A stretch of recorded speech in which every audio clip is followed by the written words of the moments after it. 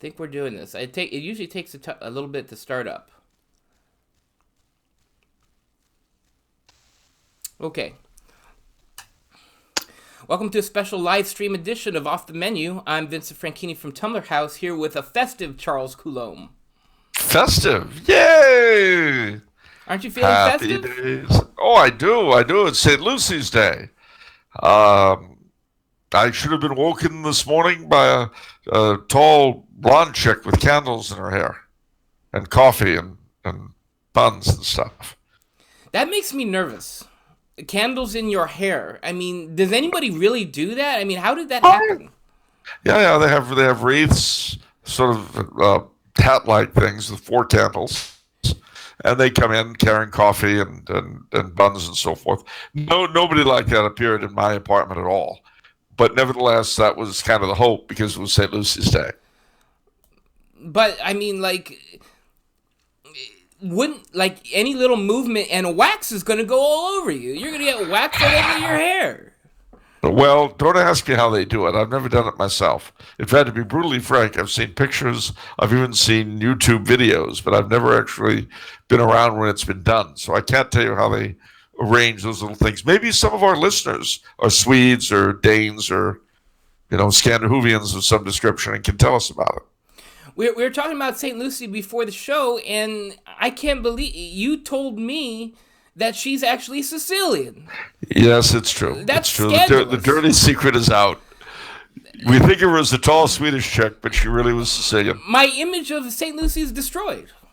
Well, no, I mean, it doesn't have to be that bad. I mean, she's not Julie Newmar, but she could have been Annette Funicello. I don't know the second lady's. Who is she? Annette Funicello, a star of stage, screen, and sandy beaches. A rival at the same time for the hearts of young America, at least young male America. I don't know that young female America thought about her much one way or the other. But anyway, she was Italian, where Julie Newmar was Swedish. I mean, you can imagine girls in her hair. You really could not imagine Annette Funicello doing that. I see. Okay. Well, we'll take your word for it. Trust me on this. So what's new? Woof, what is new? Well, it's been a few weeks since we've spoken, and I'm getting ready to pack up here with the end of the semester and come home to the big nowhere. Few weeks. It's been a lot of fun. I really enjoyed my stay here because they have the Byzantine Rite as well as the Latin Rite celebrated on a regular basis in this institution. I get to enjoy both, which is really neat. My classmates, of course, all much younger than I am, but very smart kids, very stimulating, not at all stupid, which is good. And the professors are all brilliant, which is also helpful. So smart classmates and brilliant professors, happy Charles. A bit difficult to keep up in some of my classes, but I do my best. Yeah, I hear that geometry class is killer.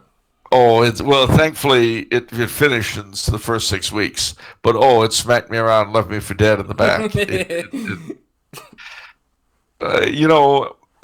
I may have mentioned this before, but in the years after I left school, I would have dreams about being asked to get up in front of the class and do a geometry problem and having no bloody idea what I was doing. Well, they tell you dreams can't come true. Don't you believe it? Mine did, at least the geometry anxiety dreams did. They came to fruition in real life. I stood up in front of the board, chalk in it, well, not chalk, but it was the whiteboard with the black felt. And I thought I had some idea of what I was doing as I was walking up. By the time I turned around and faced the class, poof, all gone, no more, bye-bye. And I had to confess myself several times completely out of my element. However, I did learn a few things from this geometry class. One, I did learn the importance of geometry in terms of the development of the scholastic method, which I would never have known before. I mean, the fault, and this is what I realized when I was in school, the fault was neither the subject nor the teacher. It was entirely the students. It's just those parts of my brain I've never used, and it's very difficult at 58 to get the old creaky mechanism moving. So, however brilliant I may be in some things, I'm a dunce in math. Always was, and I guess now always will be. But beyond that revolting lesson in humility, it's been a blast. I've really enjoyed it. Latin, I've had to really not struggle, but I've had to work to keep up at, but I've been able to do it. So I'm hopeful that I'll be at least proficient enough to read it without ever needing a dictionary, and perhaps able to write in it as well. But we'll see. Baby steps. Why would you write in it? To be able to, and also, I'm conscious that one of the great lacks of most of our seminaries, and really most of our education, is a lack of Latin, and that's something I've certainly felt in my own education. I've had a bit of Latin in my time, but nothing formal. I had a tutor for a few months, and this gives you the chance to, walk the walk as well as talk the talk. This way, whenever anyone says to me in that snide way, "Oh, I suppose you're fluent in Latin," I'll be able to look back at them and say, "Why, yes. Why'd you ask?" "Oh, because you're not." "I wouldn't boast about my ignorance if I were you." That kind of thing. It basically gives you street cred in theological circles. Yeah, you need that street cred. Yeah. Oh, yeah. What we need really is theological circles, not street cred. We need us some street justice. That's what we need. We need us some theological street justice. That's what I. Okay. So what is our schedule going forward? So you're coming home for Christmas, Charles, is that right? I'll be home for Christmas. You can count on me. Indeed. And as I understand it, I'm told, I don't know if this is true, but supposedly when I arrive on December 21st, the Tumblr House limousine, I don't mean the small donkey one that you take for little rides, I mean the big one with the bar in the back, supposedly is going to pick me up at the airport. That's true. I'm looking forward to that. Well, thank you. Special arrangements have been made. I feel very good about that. I'll be able to see if there's really anything in that bar, because most of the time, I don't want to say anything out of turn, but I know that the 3 times that I've been able to take rides in that thing, I've been warned not to get to the wet bar because you've got to pay for it. Well, it's Christmas, and I know that you guys will not begrudge me a little holiday cheer on the way home. See, everyone, to notice I've done this in front of the whole world. Yeah. So, okay, so where were we? So you're coming home for Christmas. Right, I'll arrive the 21st, be picked up by the big limousine with the bar in the back, not the small one. And then, filling myself up with holiday cheer, I'll get home. That's the 22nd. Now, in terms of our next show, unfortunately, it's 21st again, which is Friday, so we shall have to do a holiday show between Christmas and New Year's. That's right, and it'll air on Mondays, because if it's Monday, it's off the menu. That's right. So, we're returning to the old-style format, that old-timey format. You better be dusting off the studio. Oh, yes. And so the next episode will air New Year's Eve. And so it'll be for Americans like Dinner for One is for Europeans. Dinner for One? Yeah. I'm not exactly sure what that means. What, you're just cooking for yourself? I don't understand. No. Dinner for One, an old English comedy video performance that is played every year on New Year's Eve in Germany and Austria and Czechia and Scandinavia and the Netherlands. My friend Axel, who's German. Yes. First time I ever met him back in 1992, he asked me about, which is always broadcast in English in its original 1960 format, black and white, and watching it as part of the New Year's Eve celebration for people. Yes. So I had never heard of it. And in fact, until YouTube began broadcasting everything imaginable, I had never seen it. So years after he first asked me about it, I'd never heard of it. I finally saw it. And now it's become my experience. Before I go out, I'll always watch it on YouTube. Well, watching us will be for our audience like watching Dinner for One before going out to party for Europeans. Okay, I get it now. All right.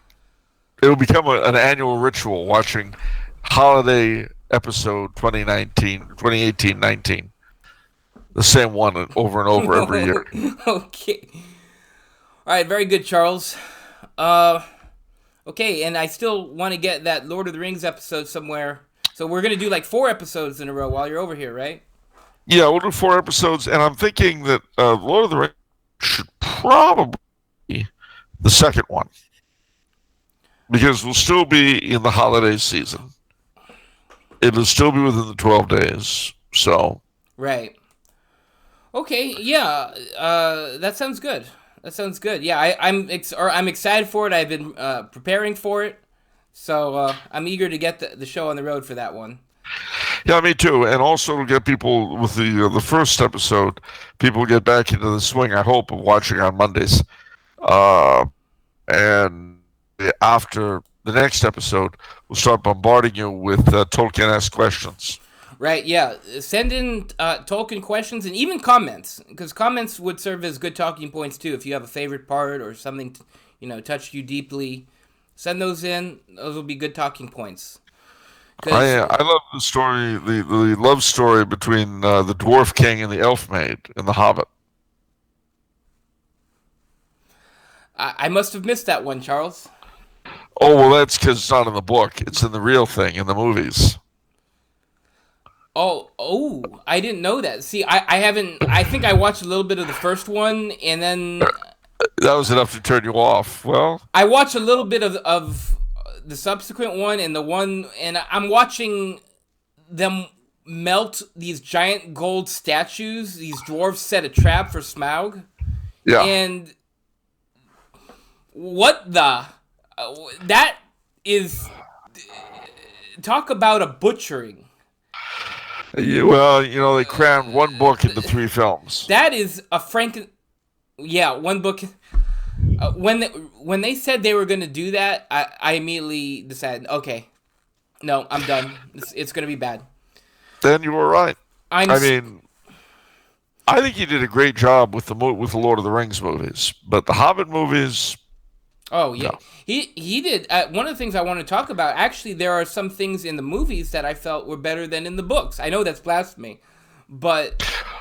No.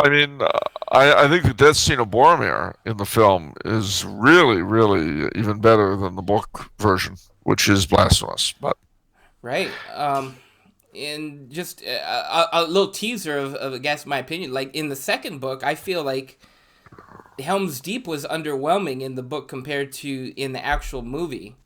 That's my personal opinion. So, and of course, I probably should watch the films again before. You should. And maybe I'll do a marathon. And the theme of Theoden as regaining his strength, that kingly strength, that was more accented in the movie than perhaps the book. Well, I wouldn't say it was more accented, but it's certainly dramatized very well. Although I remember, at the end when Saruman knifes Grima Wormtongue in the Shire. Yes. And then he gets killed himself. But when they were filming that scene, Richard Jackson says to Christopher Lee, who was a British commando in World War II. He did this stuff. Yeah. He said a sound that would be made if you drew a blade across someone's throat. And Christopher Lee said, "I don't have to imagine." I know, that's freaky. That's pretty... So he's killed people IRL. That's pretty freaky. Well, It's a interesting transition from commando to actor. not that interesting. Well, I mean, interesting enough, but it's not that odd because bear in mind that he wasn't just a commander; he was a spy. So, in the course of what he did, he had to pretend to be all sorts of things. If you're going to escape detection, you're on a mission, you're behind enemy lines. People are not going to help you, or bad things will happen. You say, "Hello, everyone. I'm a commando. I'm here to kill. Would you please point out to me the ranking officer? Yes, I've got to get very close to him and slit his throat." Well, see, that really wouldn't work very well. So you go behind enemy lines. He'd be a waiter, or this, or that, and then, ping. So you see, the talent that he had in the one served him well in the other. How do you know? Did he write a biography? And people have written about him both. So, and I've read this stuff, so I know a bit about him. He was a fascinating guy. Yeah, I'd love to read about him. It sounds like a fascinating life. It was, and he, another character that was a good friend of his and an interesting fellow all on his own was Vincent Price. Ah, yes, love Vincent Price. And Price, came into the church before he died. I knew that. Yeah. Wow. Yeah. He had married a practicing Catholic. It was oddly enough his third marriage, but he married a practicing Catholic, and he started sneaking off on Thursday nights. And she was Australian, and she didn't take crap. She was one of these no-nonsense people. Mm-hmm. So after a while, she begins to wonder, is he catting around on me? Because his excuses weren't any good. They didn't make any sense. And finally, he realized he had to choose between wanting to surprise her and keeping her marriage. So he finally came clean and said, "I've been going to RCIA at St. Vincent's." Wow. So she forgave him. Wait, now what was she? She was Catholic, but but she forgave him lying to her. Yeah, I love Vincent Price.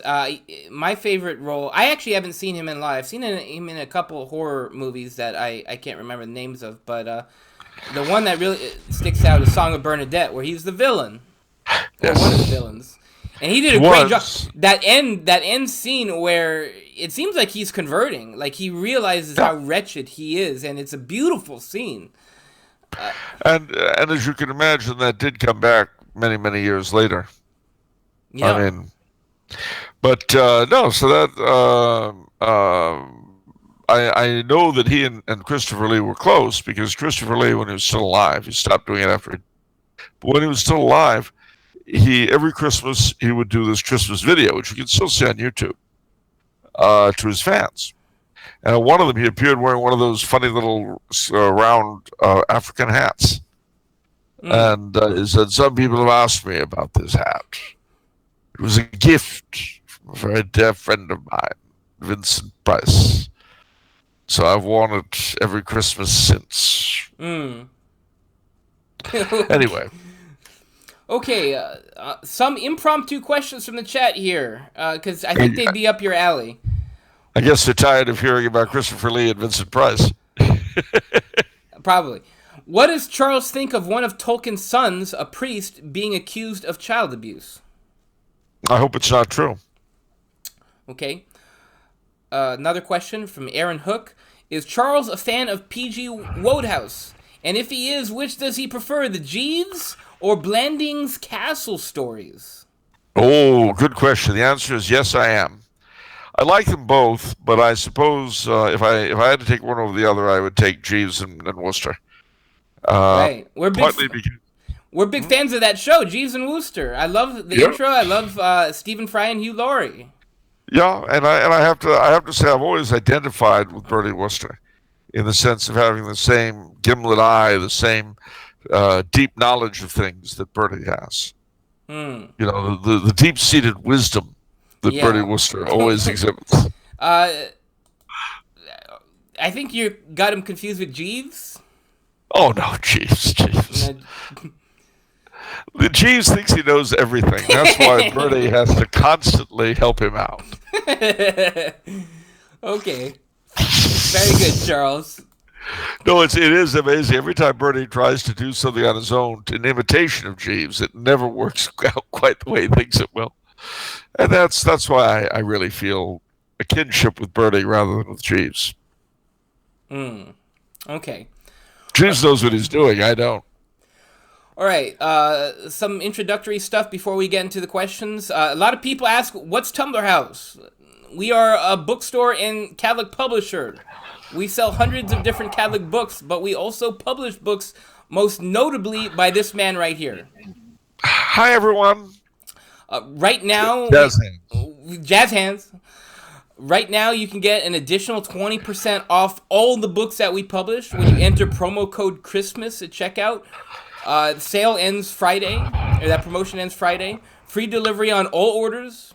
And we still have some of Charles's books autographed, actually. I think Desire and Deception, Vicars of Christ, and Every Man Today Called Rome. They're still autographed. So, U.S. residents only. Sorry, Thomas Allington. We don't ship to Canada. You guys, international people, just aren't worth the trouble. Oh, gee! Talk about the ugly American. I can't believe I'm hearing this. Ouch. Small potatoes. Gee. Yeah, chump change. Ah! Yeah.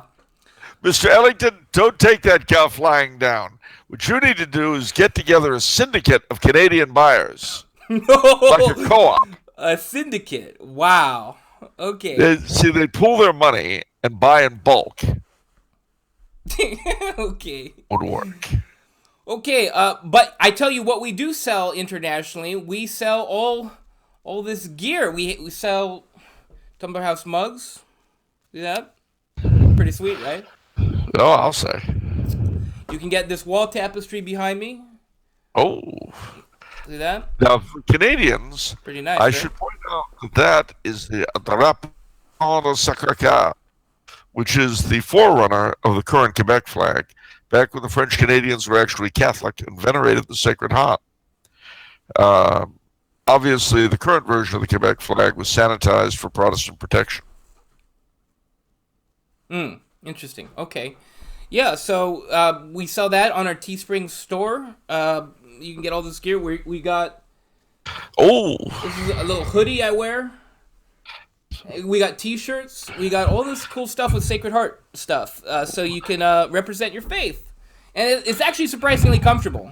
I'm really surprised how comfortable it is. I wear it all. No, I mean because I bought like merchandise from other websites who use perhaps like Cafe Press or Teespring or excuse me, not Teespring, Cafe Press and some of these other do-it-yourself websites, and it wasn't quite as comfortable. This Teespring, they do a great job. Very comfortable. The Vince and Charles heads. The what? The Vince and Charles bobbleheads. They don't do that yet, but that would be great. The back scratchers? The back scratchers. No back scratchers yet. Back scratchers. and also the Tumblr House tower in glass with the snow. Yeah. Okay, lastly, if you want to support the show, you can become a patron, get special privileges. We have a link in the summary for that. Depending on the level of contribution, you'll become an honorary member of one of the divisions in Tumblr House. Oh! And I'm gonna show a graphic on the screen here.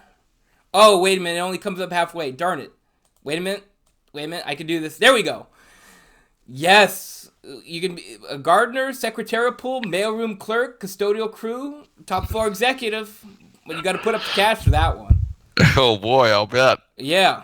So, and one fan very astutely pointed out that we don't showcase Tyrone and the security force. There's a reason for that. Yeah, that was on purpose. The marketing team said that Tyrone and company weren't quite as marketable, so they should keep a lower profile. I don't know why they say that. The security crew frighten children, but that's about all. I mean, but Tyrone doesn't really mind. I mean, more than anything else, he just likes shooting his guns. The simple That's for pleasures in sure. life. Yeah. I'll say. I hear the rat-a-tat-a-tat for the shooting range all the time when I go down that section. Gosh, and the other thing that guy has is a real love of cosmoline. The stuff that gun parts come. Wait, say that again. Say that again. I was distracted, Charles. No, I say he loves his cosmoline, the stuff that the parts come in. The cosmoline. Cosmoline. He likes that stuff. Okay, yeah. I'm afraid some of the guys actually sniff it, but that's a whole other story.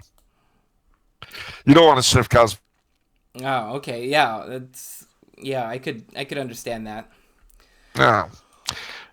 Okay, and lastly, for those in live stream, send in donations and we'll ask your questions. From now on, we're gonna need a donation to ask your question because I have a feeling this stream is gonna run pretty long. These are some pretty lengthy questions we've got today. So. Oh joy! I mean, is that great? Yes. So we have a loaded episode for you today. Some of the topics are the Habsburgs, Richard III, the Monarchist League, and what would Charles do if he was a Supreme Court judge? Wow, resign immediately. No, you wouldn't. You'd become drunk with power. Well, there's that too. Resign immediately. Yeah, right. Okay. Well, by the way, for those of our audience who are mouth breathing fans. Yeah, I told Charles there's some complaints about mouth breathing last episode, so I think I guess it's stuck in his craw a little bit. No, it's fine. I tried ear breathing, but it didn't work out very well. Okay, let's get to it. All right. First question from Phil Gonzalez, who's a top floor executive, by the way. Oh, Phil. Yeah, big money Phil. See you in the dining room and not at the commissary. Wink, wink. All right. Did you celebrate the solemnity of the Immaculate Conception of the Blessed Virgin Mary with a 4th of July barbecue, apple pie, red, white, and blue streamers, etc.? Now, let me give some background for this. So, last Christmas episode, Charles we were talking about Advent traditions, and Charles said that since the Feast Day of the Immaculate Conception is our national day, since she's the patroness of Americas, that we should do these sorts of things to celebrate being American. So, did you do these things, Charles, or are you not proud of being an American? When did I stop beating my wife? Well, no. The unfortunately, here at this institution, I am only a freshman. I was not really in a position to force my views on others, but I'll be a prestigious second-year man next year. I actually did begin chatting it up to other classes for American persuasions with the suggestion that this is something we should do in future. And there was some good reception for it. The more so because obviously no one's going to be here on the 4th of July. So as it was, we did, those of us who are American did have a potluck on Thanksgiving Day. But the closest we came to turkey was chicken because turkey was just not to be found. In Austria? Really? No, they were found around Christmas time. But gosh, I went up to Monterey.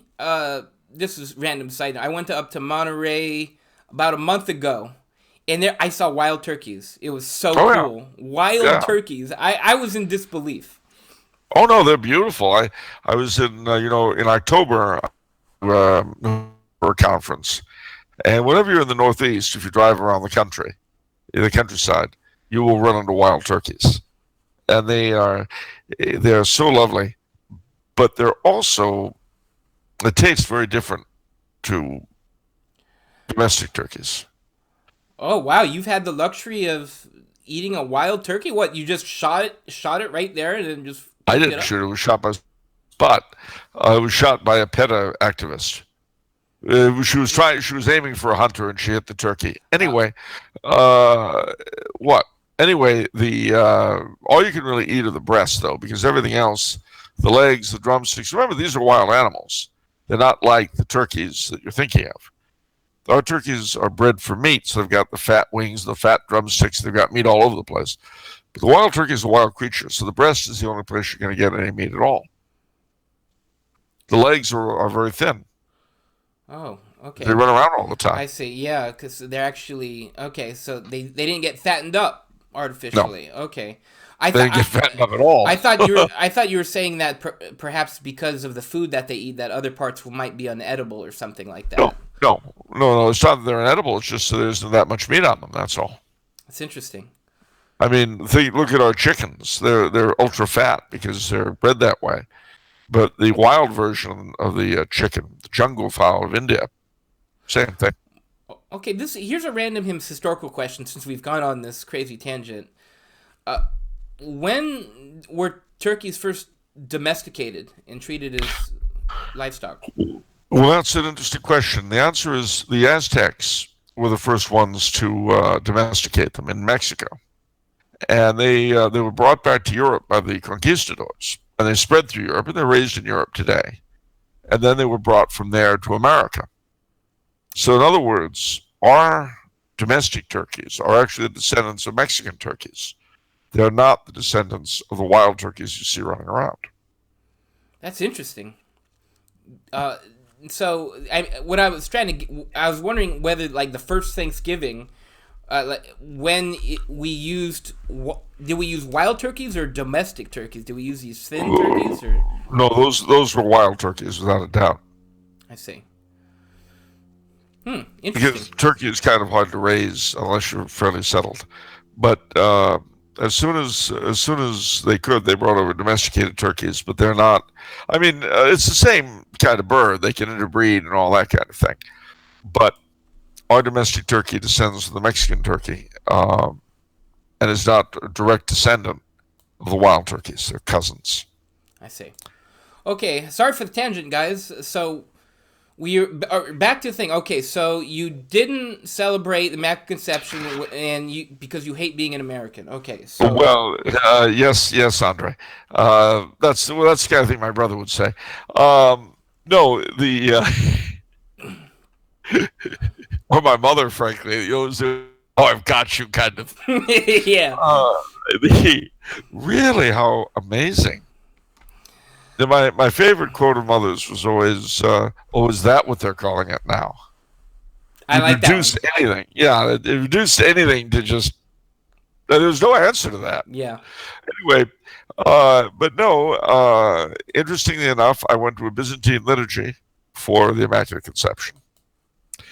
Unfortunately, I was unable to make what I had really looked forward to doing, which was Solemn High Mass in the Paulanerkirche in Vienna. Solemn High, instrumental, a full orchestra, doing Haydn's Nikolai Messe. Wow.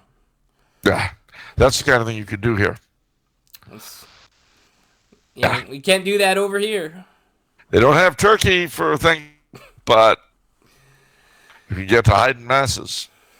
Okay. All right, next question is from Thomas Allington. All right. Hello, Charles and Vincent. I just wanted to let you both know that I am a young Catholic in Canada who started watching your videos. I love Off the Menu. My question is, Charles, what are you doing in Austria? Also, could you explain the significance and the impact of the Battle of Vienna in 1683? Thank you. I can do both. What am I doing in Austria? Drinking Kaffee mit Schlag, eating Tafelspitz, walking along the Ringstrasse, attending beautiful masses in Baroque churches. Oh, you mean, why am I here? Well, I'm also making trips, not just here, but Budapest, Prague, Zagreb, all the great cities, Krakow, all the great cities of the old empire. Oh, you want to know why I'm here? Well, I'm also at school. I'm studying for my master's at the International Theological Institute in Trumau. And I'll be here for the next few years. But of course, I'll be coming home for Christmas and things like that, like any other schoolboy. So I'm back at school. And because I have been invited to join a Catholic student fraternity, as soon as I'm brought in next semester, I'll scare the cap and the little tape with the colors of the fraternity on it every day to school. Live the cliche. Yeah, that's what you always say. All right, so the Battle of Vienna in 1683. 1683. Well, what happened was that the Turks, they had, over 150 years earlier, they had tried it before, but they, having taken over most of Hungary, they invaded Austria, besieged the city. And the city was under the command of the Count von Starnberg.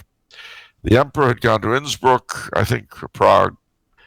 It looked like the city would not be able to hold out, but it did, until, not unlike the siege of Gondor, and I think the siege of Vienna was possibly an inspiration for the siege of Gondor. The army of the dead came out and saved the day? No, but like the Rohirrim, the Poles came riding from the north. Oh, wow.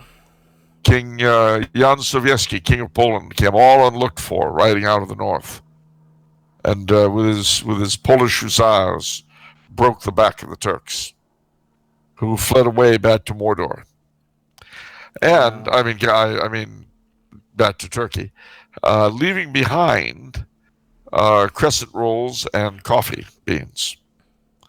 And prisoners were forced to teach the Austrians how to make coffee. And from that time on, the coffee and croissant have been the staples of the Viennese coffee culture. I remember when you said that on a previous episode. That is so fascinating. Yeah, and we owe it all to the defeat of Sauron's forces. Man, that's one of my favorite scenes too in Lord of the Rings. I can't wait to read that passage because that is one of my favorites. Well, it's brilliant, and as I say, I think it was Minas Tirith was partly inspired by the siege of Vienna in 1683, and partly by the sadly successful siege of Constantinople. Because what's that? Why? Why Constantinople? Well, because in a lot of ways, Minas Tirith and Gondor are like Byzantium, like the Eastern Empire, and Arnor, the lost realm of Arnor, is very much like the Western Empire. Interesting. And of course, Aragorn, he starts out being like Bonnie Prince Charlie, and he ends up being Charlemagne. Right. Oh, especially if Charlemagne had married the Eastern Empress Irene, which would have combined the two. Well, there was some talk of that. I think it was a big age between if the Holy Roman and Byzantine empires had been united, that would be sort of the equivalent of the union of Arnor and Gondor. Okay. Okay, so next question is from Amy Gomez. One of the most popular Catholic homeschool curriculum programs in the United States includes the book Richard III by Paul Murray Kendall. This book has the thesis that the king was a saintly figure who was completely maligned, yet other authors, such as our beloved St. Thomas More, portray him as very evil, even if some of these works are semi-fictional. Do you have an opinion on the subject? Oh, yeah, sure. You bet. Would you like to present it for us? All right. Yeah, I can do that, but that wasn't her question. Her question was, do I have an opinion? And the answer is yes, I do. Oh, great. So you're asking me if I'd like to present the opinion. Yes.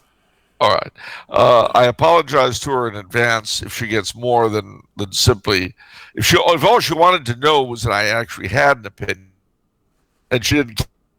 Yeah. I apologize in advance for presuming upon it. Yes. Okay. Well, here's the thing. Firstly, you've got to bear in mind that Richard III was initially the victor and then the loser in a very bitter civil war called the Wars of the Roses. And this pitted the two surviving branches of the House of Plantagenet, Lancaster and York, against each other. The Red Rose of Lancaster and the White Rose of York. Now, Henry Tudor Henry VII, who defeated Richard III and became king, and father of Henry VIII. He was the heir in the female line of the House of Lancaster. The male line was extinct. Interestingly enough, and this shows you how weirdly, strangely interconnected these things are, Henry IV had rather unpleasantly done in the Yorkists who preceded him.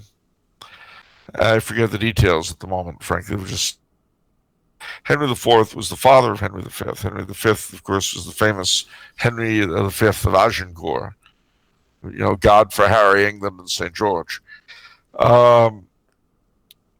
His son was Henry VI. Henry VI was a saintly figure. He may be a saint. Certainly, it was a big move for his canonization, and it would probably have gone through had it not been for the Reformation. He was the last king of the House of Lancaster, and he was overthrown by the House of York. All right, in the person of Richard III's older brother, Edward IV. Where are we going with all this? Well, Richard III felt sort of guilty about Henry VI's death and moved him from wherever it was they had him to Windsor and basically enshrined him. Okay. And this is an interesting thing if you think about it. He was a saint, representative of the house whom his family had to destroy in order to take the crown. Now, who had the better claim to the crown, York or Lancaster, is something people will argue about forever and ever. But it worked out in the fashion it worked out. So Richard III's brother dies. His nephew, his very little nephew, is the king, but is not really in a position to do anything about it. And a regency, given how unsteady the crown was, the regency would not have been a good idea. So he took the crown himself. Now, like Alexander VI, the Borgia Pope, Richard III has very fervent defenders and very fervent opponents. Now, both St. Thomas More and William Shakespeare were partisans of the House of Lancaster, the House of Tudor. And so their view of Richard III is obviously colored by that fact. I remember that saints themselves have views and opinions that are not necessarily infallible. St. Bernard of Clairvaux, for instance, absolutely hated St. Wilfrid of York and treated him very unjustly. St. Jerome, for a while, they reconciled eventually, but for a while, St. Jerome absolutely hated St. Augustine. Well, St. Augustine, I thought, was the one who was picking a fight. Yeah, but St. Jerome, he didn't mind giving it back. No, I read those letters, and St. Jerome, I remember he said, I don't just, when I have a difference of opinion with you, I don't hassle you about it, so why are you hassling me? That's basically what he said. But afterwards, he called him that little Numidian ant. But eventually they reconciled. But the point I'm making is that if saints can argue with each other and be unjust toward each other, it's not surprising that they can have opinions that are erroneous, especially in political matters. We're not even talking about a religious matter. Now, mind you, I'm not saying St. Thomas More was necessarily wrong, but he wasn't necessarily right. The case has to be examined on its own merits. So, there is an organization called the Richard III Society, which is located in England, but it has branches in the United States, Canada, Australia, New Zealand, and South Africa. The Richard III Society, look them up. Lots and lots and lots and lots and lots of stuff about Richard III and how he was written and stuff. Read it for yourself, decide for yourself. You'll also see the Henry VI Society online, and they'll tell you about the sainthood of Henry VI. And you'll find the Henry VII Society online, and they'll tell you how wonderful Henry Tudor was. So, with all of this, what do I think? What's my personal opinion? Personally, although it's not a strongly held opinion, I believe, well, part of it is I do believe Henry VI was a saint. I do believe that. I tend to think Richard III was a lot better than he's portrayed. But I don't hold that with the same fervor that I do other things. Good enough. And I haven't read the Kendall book though, so I probably should. If anybody wants to make a present of it for me for Christmas, I'll appreciate that. Very good. Send it to the Tumblr House with an appropriate inscription. Dear Mr. Coulombe, this is what? You cut out. Dear Mr. Coulombe, this is for you because you don't know a subject. Signed whoever sends it. Okay. Listen, as long as it's a free book, they can be as insulting as they like. I don't mind. Oh, good. All right, next question is from Michael Hansinger. Can Charles speculate on why he thinks heaven chose the side of the French in the 100 Years' War when it sent Joan of Arc to drive the English from France? By all accounts, the saintly King Harry V considered his victory at Agincourt to be a sign of divine blessing. Also, some reports say that Henry was rightfully the heir to the throne of France according to Salic law. Why did God favor the weak King Charles VII of France? Yes, I think I could speculate. Yeah, please. Indulge us. Well, no, he was asking if I thought I could speculate. Oh, okay. So could you elaborate on your speculation? I could do that too. Please do so. All right. Very good. I'm sorry, ladies and gentlemen. I'm really having too much fun doing this. And, I'm doing exactly what I hate when other people do it to me. Just so you'll know. Really? People seriously do that? Oh, gosh, yes. Of course they do. If you put out any sort of unguarded phrase that you know what you mean by it, but it's inexact, and so somebody can leap on it. People do that to me all the time, and I deserve it. But I hate it when it happens. So now I'm doing it to other people, and I'm not very proud of myself, although I am enjoying it. Anyway. Okay. Well, jazz hands. Well, let's see. Where were we? Firstly, God favored the French because the French deserve his favor. I knew that was coming. I knew it. Wow. Well, you see the flag behind you. Notice the Anglos who came up with that. That's not an American flag. Who came up with that one? Those are the lilies of France, pal. Yeah. Uh-huh. Oldest daughter of the church. That doesn't mean the best daughter. The youngest apostle was John, and he was the beloved one, not the oldest one. Ooh. Yeah, I can play this game. I can play this game. Oh, yeah? Well, you know what? My daddy's got tools. What? Yeah, my daddy's bigger than your daddy.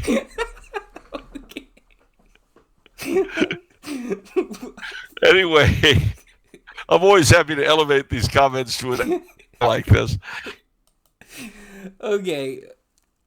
Are you okay, Charles? Did we lose Charles? Yeah. Oh, there we go. Okay. No, all kidding aside, the French, God has always shown a certain predilection for them, I have to say. And they in turn, the funny thing about the French, my father used to say, is that, and he was French himself, so he knew, good, and when we're bad, we're awful. And it's true. Say that again? When we are good, we are very good. And when we are bad, we are awful. Interesting. There's nobody better than a good Frenchman and no one worse than a bad one. They somehow missed out on the whole moderation piece. Yeah, well, it's funny. That ties in. That reminds me of something. An axiom that my mom has told me about spirituality is you never are stagnant. You go up or you go down. You're never going sideways. If you think you're going sideways, you're actually going down.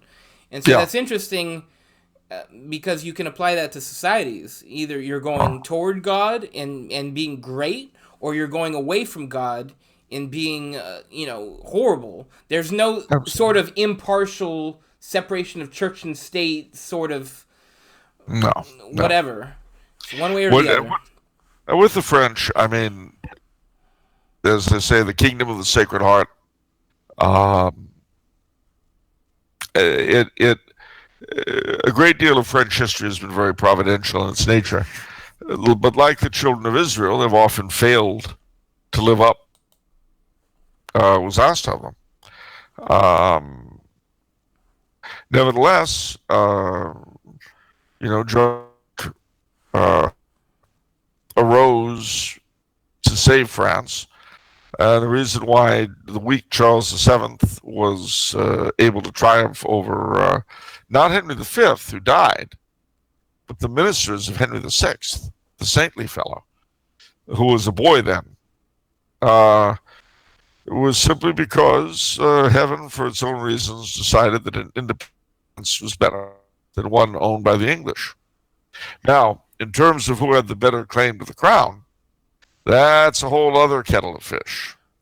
Simply because, as with Richard III and Alexander VI, you've got two very determined schools of history.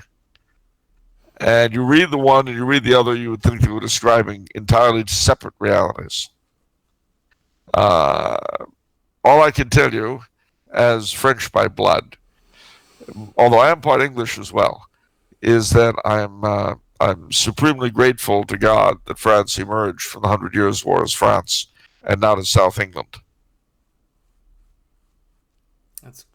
Yes, of course. Yeah, absolutely, Charles. But mind you, despite our civilizing mission in 1066, when we helped the English become who they should have been, they never became France North, which is also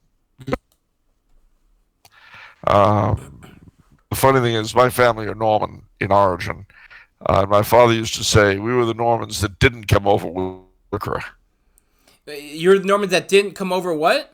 We didn't come over with William the Conqueror. Oh. We were smart. We stayed in Normandy. Yeah. We had all these Normans go to England, and then from England they went to Scotland, they went to Wales, they went to Ireland. And so many families that we consider Scots, Irish, and Welsh today, and as well as English, are actually descended from the Normans. One factoid of this sort, any Irish family called Fitz, like Fitzgerald, Fitzroy, Fitzhugh, yeah, they're all Norman descendants. Fitz is a corruption of the French word for son, fils. So Fitzgerald was really Fitzgerald. Fitzhugh was Fitzhugh, and Fitzroy was the first Fitzroy was actually an illegitimate son of a king. Wow, that makes so much sense now. Yeah. Now you know. Now we know. But as I say, we were the Normans who didn't come over with William the Conqueror. We knew a good thing. We stayed in Normandy. We ate our apples, drank our coffee, until it was time to go to Canada. Till there was a Canada to go to. Is it time yet, Grandpa? No, it's only 1328. They haven't discovered Canada yet. Soon. Give it another couple hundred years and we'll be able to move over. All right. Next question is from Pablo D. Okay, Pablo D. Can you two please do a lengthy historical talk about the Habsburgs? Please. No. Why, you don't like the Habsburgs? I love the Habsburgs. I'll give you a short sketch. I can't give you a lengthy one, but I'll give you a short one. Okay, good enough. All right. The Habsburgs started out in the 900s. That is to say, the earliest known of them we know showed up in the 900s in Switzerland, in the person of a fellow called Guntram the Rich. Now, one of his descendants married a descendant of the female line of Charlemagne. And they, in turn, got a hold of a castle in a part of Switzerland called Aargau. And the name of that castle was Habsburg, Hawk's Castle. But as you can guess, it was corrupted to Habsburg. And that's where they come from.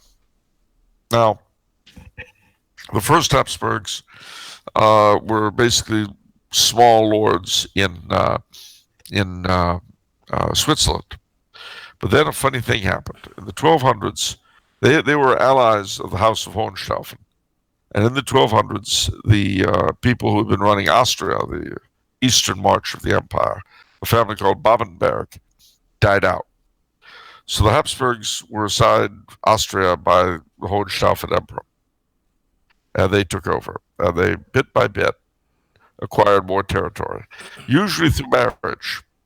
And this has been the hallmark of the Habsburgs ever since. There's a saying in Latin: "Let other nations make war. You, O happy Austria, marry." Okay.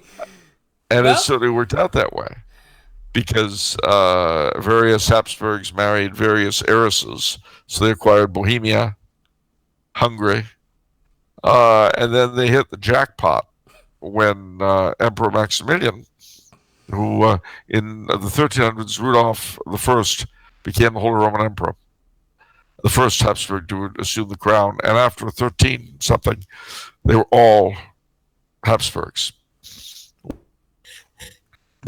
Inheritance. could you start that again? You cut out. The Burgundian inheritance came to Maximilian, Emperor Maximilian, when he married the daughter of the last Duke of Burgundy.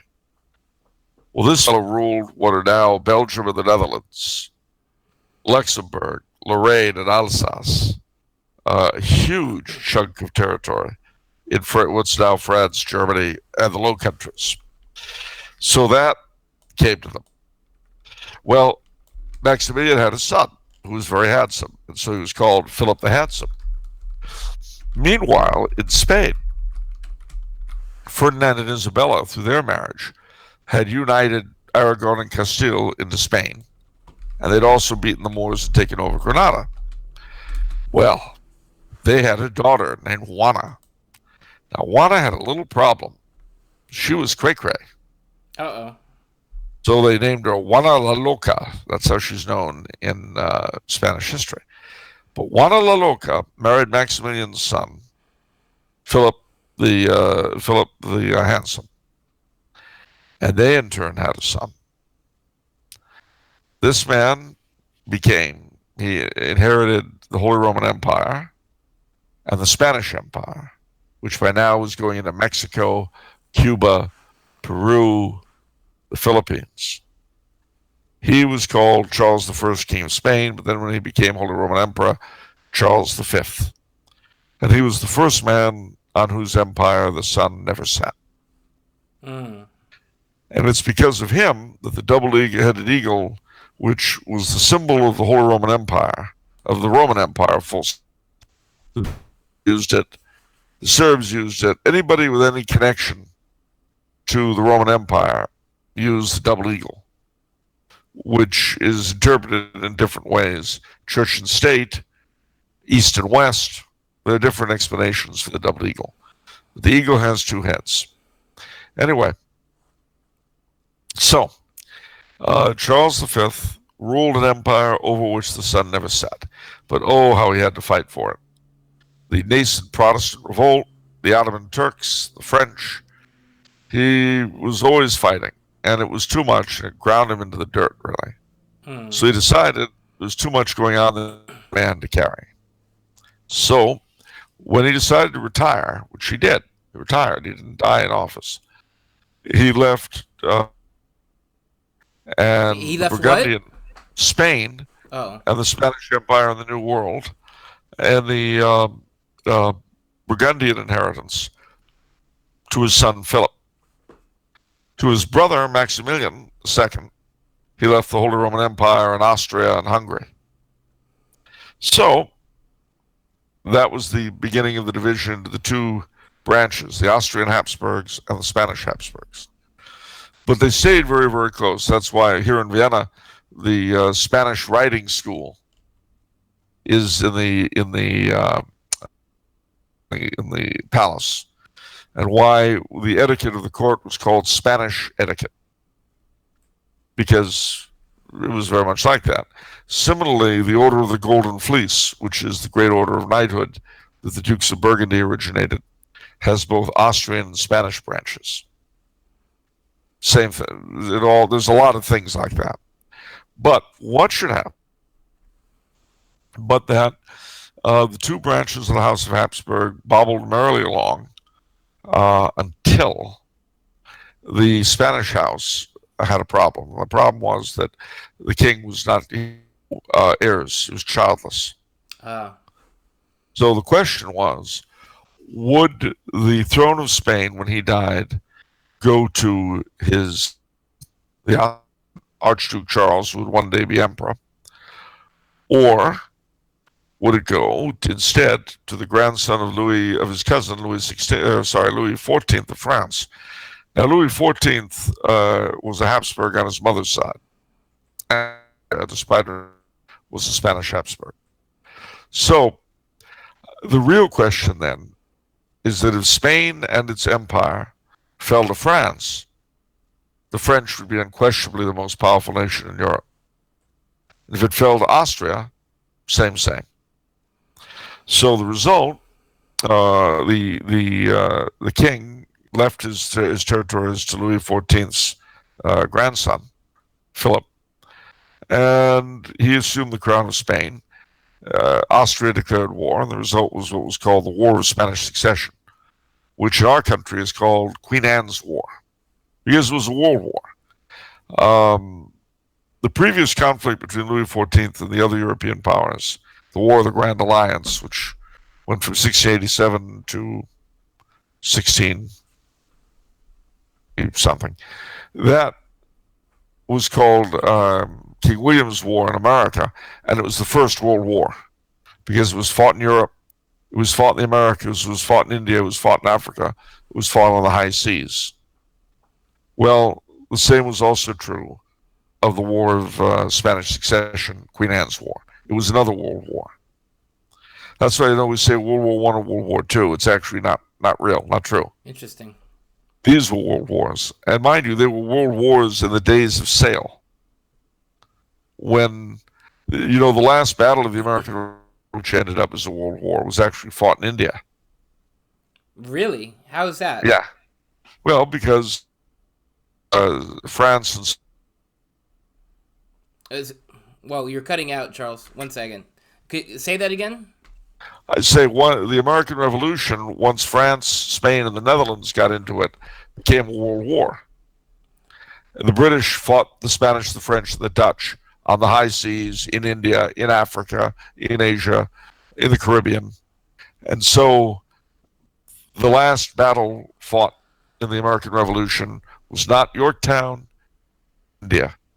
How did the Netherlands get into it?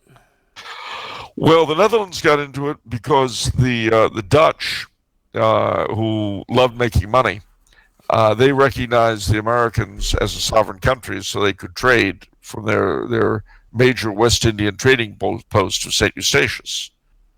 And they made a lot of money for the Americans because you can imagine the British were keen to try to choke off the rebel commerce and shipping. And here was this big, rich port where American ships came and went and bought up stuff and sold stuff.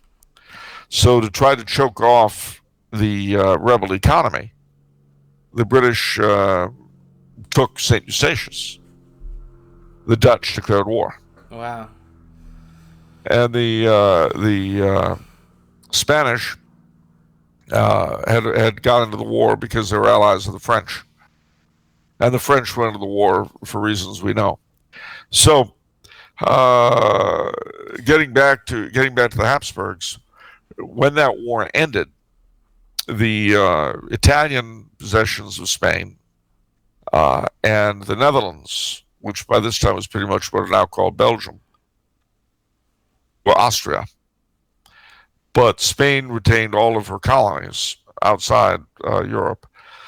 And Philip V, as he became of Spain, had to that the throne of France for himself and his descendants, with the proviso that France and Spain would never be one country with one king. It was because of that renunciation that some people claim that the senior line of the House of Bourbon today is ineligible to sit on the throne of France. But because they're not eligible to sit on the throne of Spain because of another renunciation by another ancestor, that seems kind of a specious argument. Anyway, it doesn't matter. Let's get back to... Yeah. Wait. Gosh, we're having some difficulties on this one. You're cutting out a lot. Let's get back to what? Let's get back to the Habsburgs. All right, yeah. So the Archduke Charles had been foiled in his attempt to become King of Spain, but he did pick up Belgium and Milan and places like that. And he eventually became Emperor of Austria. But he had a problem. He only had a daughter who was married to the Duke of Lorraine. So he all over the place, getting various involved people, both inside and outside his country, to sign off on his daughter, Maria Theresia, becoming his successor. Well, this was called the Pragmatic Sanction.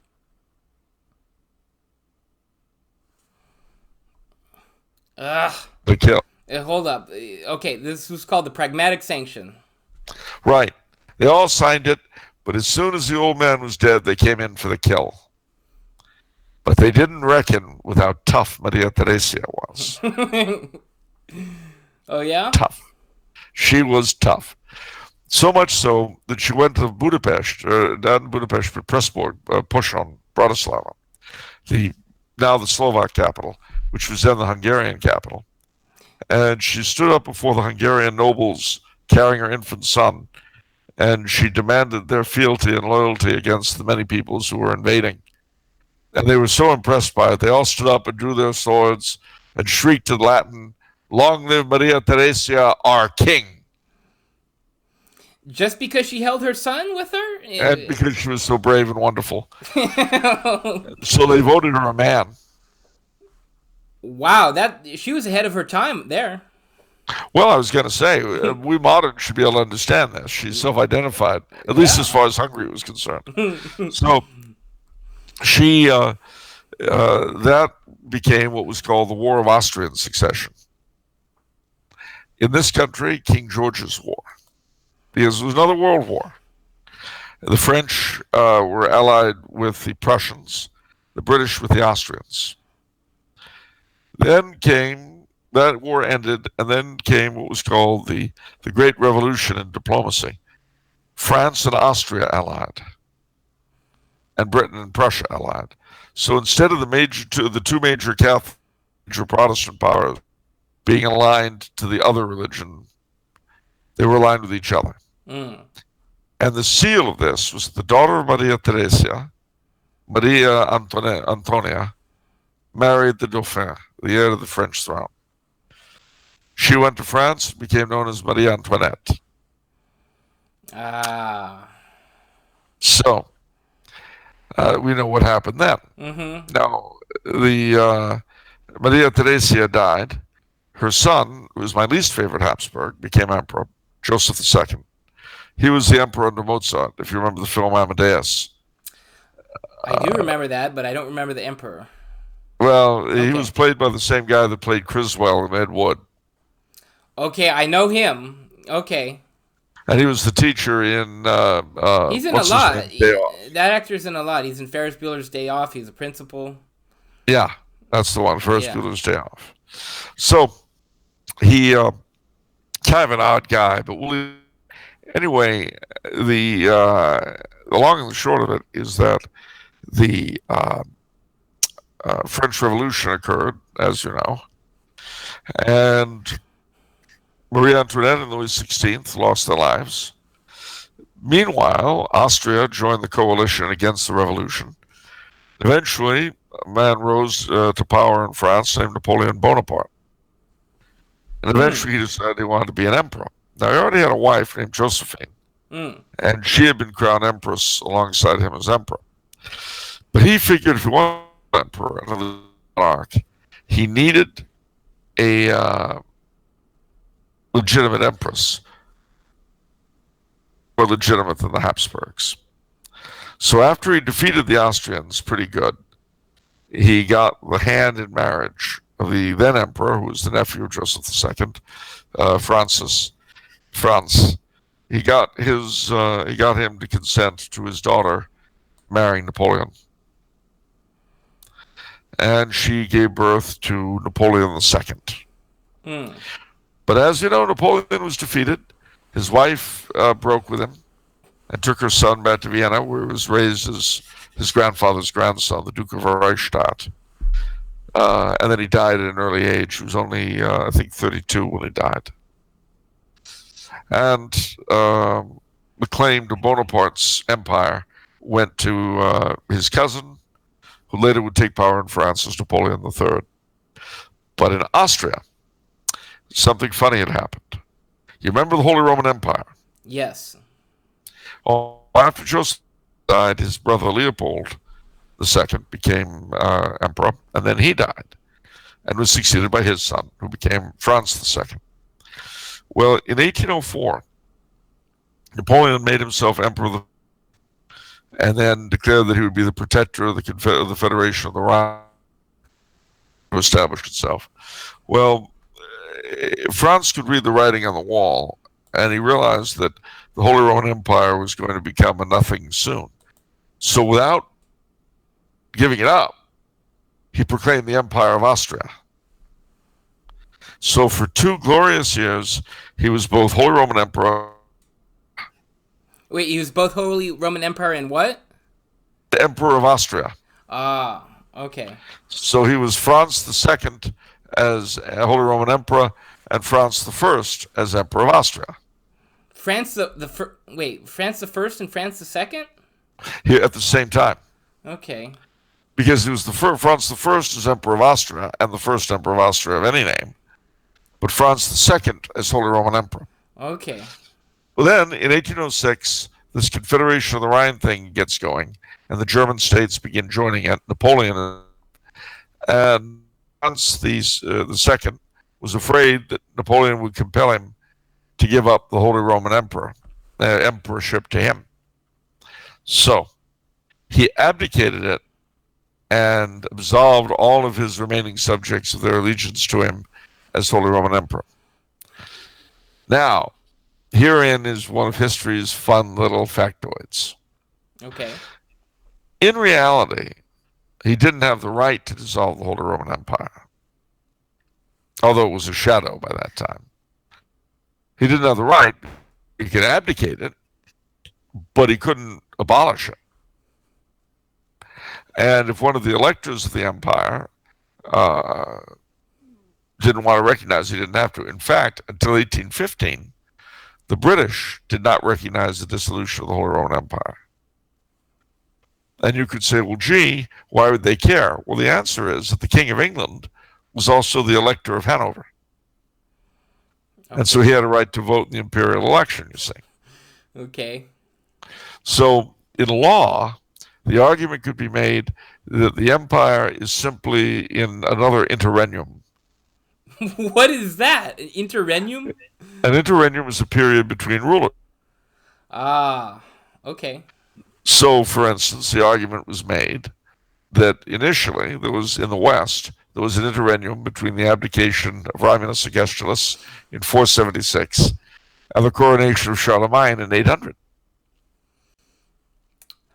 So, okay, so we're just in a transitional period, waiting for the next Holy Roman Emperor.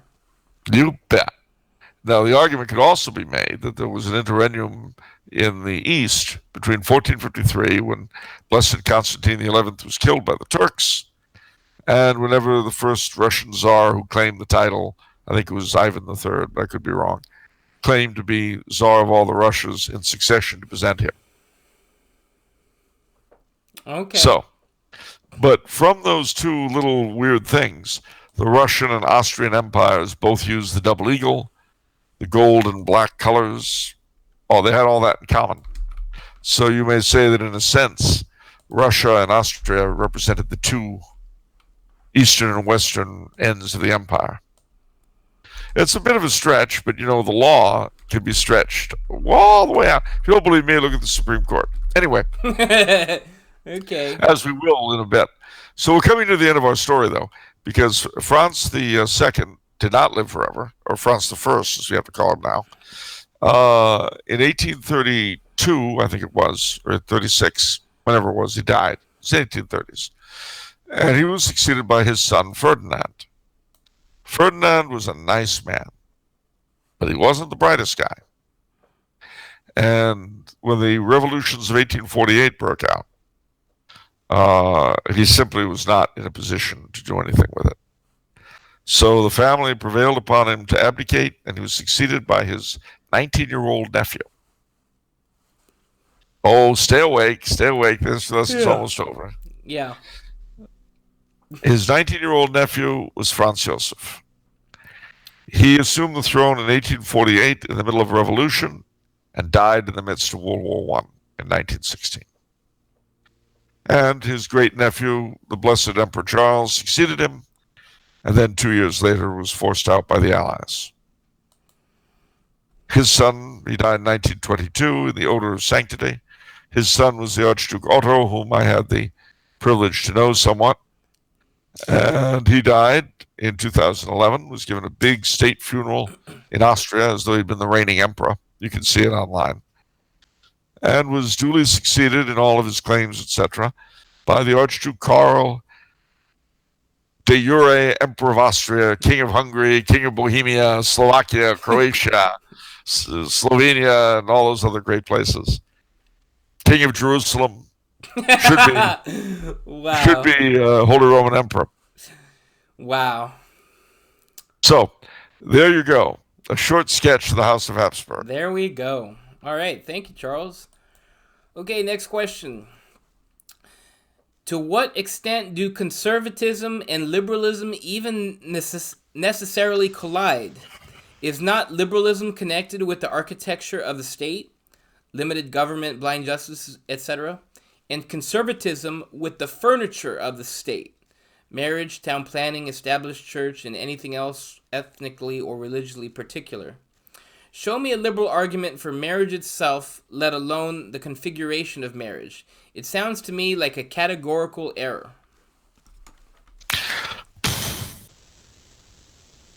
That line of argumentation, I'm not really sure I follow it. Okay. But, I mean, these terms, conservative and liberal, they're very elastic. That's for sure. I mean, they can mean almost whatever you want them to mean. So, for instance, a liberal education is not supposed to mean an education that makes you a Marxist, but instead an education that is liberal, that is freeing, that liberates you. And similarly, when you talk about conservatism, okay, what are you trying to conserve? Exactly. I mean, obviously, a good conservative is trying to conserve 1958. I know. That's part of the problem. What we're trying to conserve is always later and later. You know. Well, yeah. I mean, now we're trying to conserve politically. It seems like we're trying to conserve Reagan. Yeah, we're trying to conserve a particular moment in time. Yeah. You know, it's sort of like when you're in if you're in the tertiary stage of syphilis, when you get chunks falling out of you and you're in pain all the time and all this. But you're trying to, as a conservative, you're trying to hold on to that secondary stage where you just got these headaches and the occasional unpleasant. Those were the days. They sure were. But now, chunk. So, I mean, you know, that's why. And I'm certainly not the first one. You're not the first one to have pointed out the conservative really depends upon what you mean by conserving. It was, I think, Eric von Kuhn who used to point out that other than Latin America, where conservative had a very particular meaning, in Catholic countries, you never had conservative parties. Usually, a conservative party was in Scandinavia, Prussia, Great Britain, Protestant. The term used in Catholic countries was the right. The right. Or various, yeah. Okay. Gary Potter has argued that reactionary is much better than conservative because we're reacting to what has gone wrong. And he makes a statement that when you take a turn, You don't conserve having gone the wrong way. You retrace your steps until you're on the right path. I see. Yeah. Uh, you know, then there's, of course, revolutionary and counter-revolutionary. There are all these different uh, different terms to try to define what we're talking about. You might as well say sane and insane. uh, one of the things I like to point out is that in any case, conservatism, so-called, in Europe and in Latin America, is very different traditionally from what it's been in this country. The reason being that, well, as I like to say, what we call liberal, they call socialist. What we call conservative, they call liberal. What they call conservative, we don't have. Not as an organized force. I mean, you and I would fit as conservatives in that sense. But, and I'm sure a lot of the people listening would. But in terms of being, and I can point to figures in American history that might qualify as well, like Ralph Adams Cram. But by and large, in terms of Anglo-America, conservatism left with the loyalists. When they went off to Canada as an organized force, that was pretty much the end of American conservatism in that sense. All we've had is what Gary Potter calls the right and left wings of our national liberalism. I like that term, the right and left wings of our national liberalism. Okay, that's good. That's very good. Yeah. And then when you add the Catholic element to it, I mean, one of the things, and I've done a lot of thinking about this, especially being over here and talking with both Central European and other, French and other people of Catholic monarchist persuasions, and Americans of similar and opposing viewpoints. I've come to realize that you can, in essence, boil down the Carlists, the Jacobites, the French Legitimists, all these guys, to 4 points in common. One is the place of the church in public life. 2 is an executive monarch, that is to say, a monarch who rules as well as reigns, minds of our own president. Okay. The third are what are often called local liberties, and what Catholic social theorists would call subsidiarity. And the fourth is an opposition to class conflict or solidarity rather than class warfare. So those 4 principles, the place of the church, an executive monarch, subsidiarity, and solidarity. Little did we know we were 100% wrong. Yeah, I know. It's amazing. Because we've gone the other extreme for each of those 4 examples. Those 4, well, that's down to, and you're right, they're wrong. What we need instead is a quasi, an atheism covered with civil deism as our state faith. We need an all-powerful president who's a puppet you can't even. We need a deeply centralized regime where everybody jumps if a judge says so. And we need to have every element of society constantly at war with each other. Yeah. Without that, I mean, what good is mother and apple pie and the flag? I don't know. Having said that, you'll notice the difference between pre-Vatican II and post-Vatican II Catholic social teaching, the difference and the similarity. What are they? In a word, since Vatican II, they've dropped 2 of the 4 points. Most Catholic social teaching people will still go out for solidarity and subsidiarity, but they'll drop the confessional state and the crown. Yeah, that makes sense. Yeah. But they do hold on to subsidiarity and solidarity. My problem is, that's great and I'm all for it, but practically speaking, what do you hang that on? It's true. Because without, number one, a humane and decent animating principle, i.e., a state church, quotation mark, and I mean that in quotation mark because every society has a state church, even if it doesn't call it that. With the Soviets, it was communism. With us, it's this weird, whatever it is we have. Um, but without that, and um, without a political regime owing its legitimacy to that, those other two things are sort of hanging in the wind. Yeah. And I don't know how you.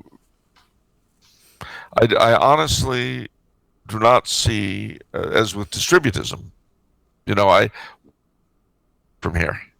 Wait, say that again? As with distributism, or corporatism or solidarism or any of these interesting isms that are connected to and sometimes have arisen from Catholic social teaching. How do you get there from here? It's and that's the problem with separating the first two from the last two. Now, mind you, the last two I think are ultra important. So subsidiarity and solidarity. Absolutely. You without them, you can't have a humane regime. Yeah, I know. That was probably the problem with Mordor, right? I mean, they needed some solidarity. You know what I mean? The Uruk-hai were warring with the Mordor orcs.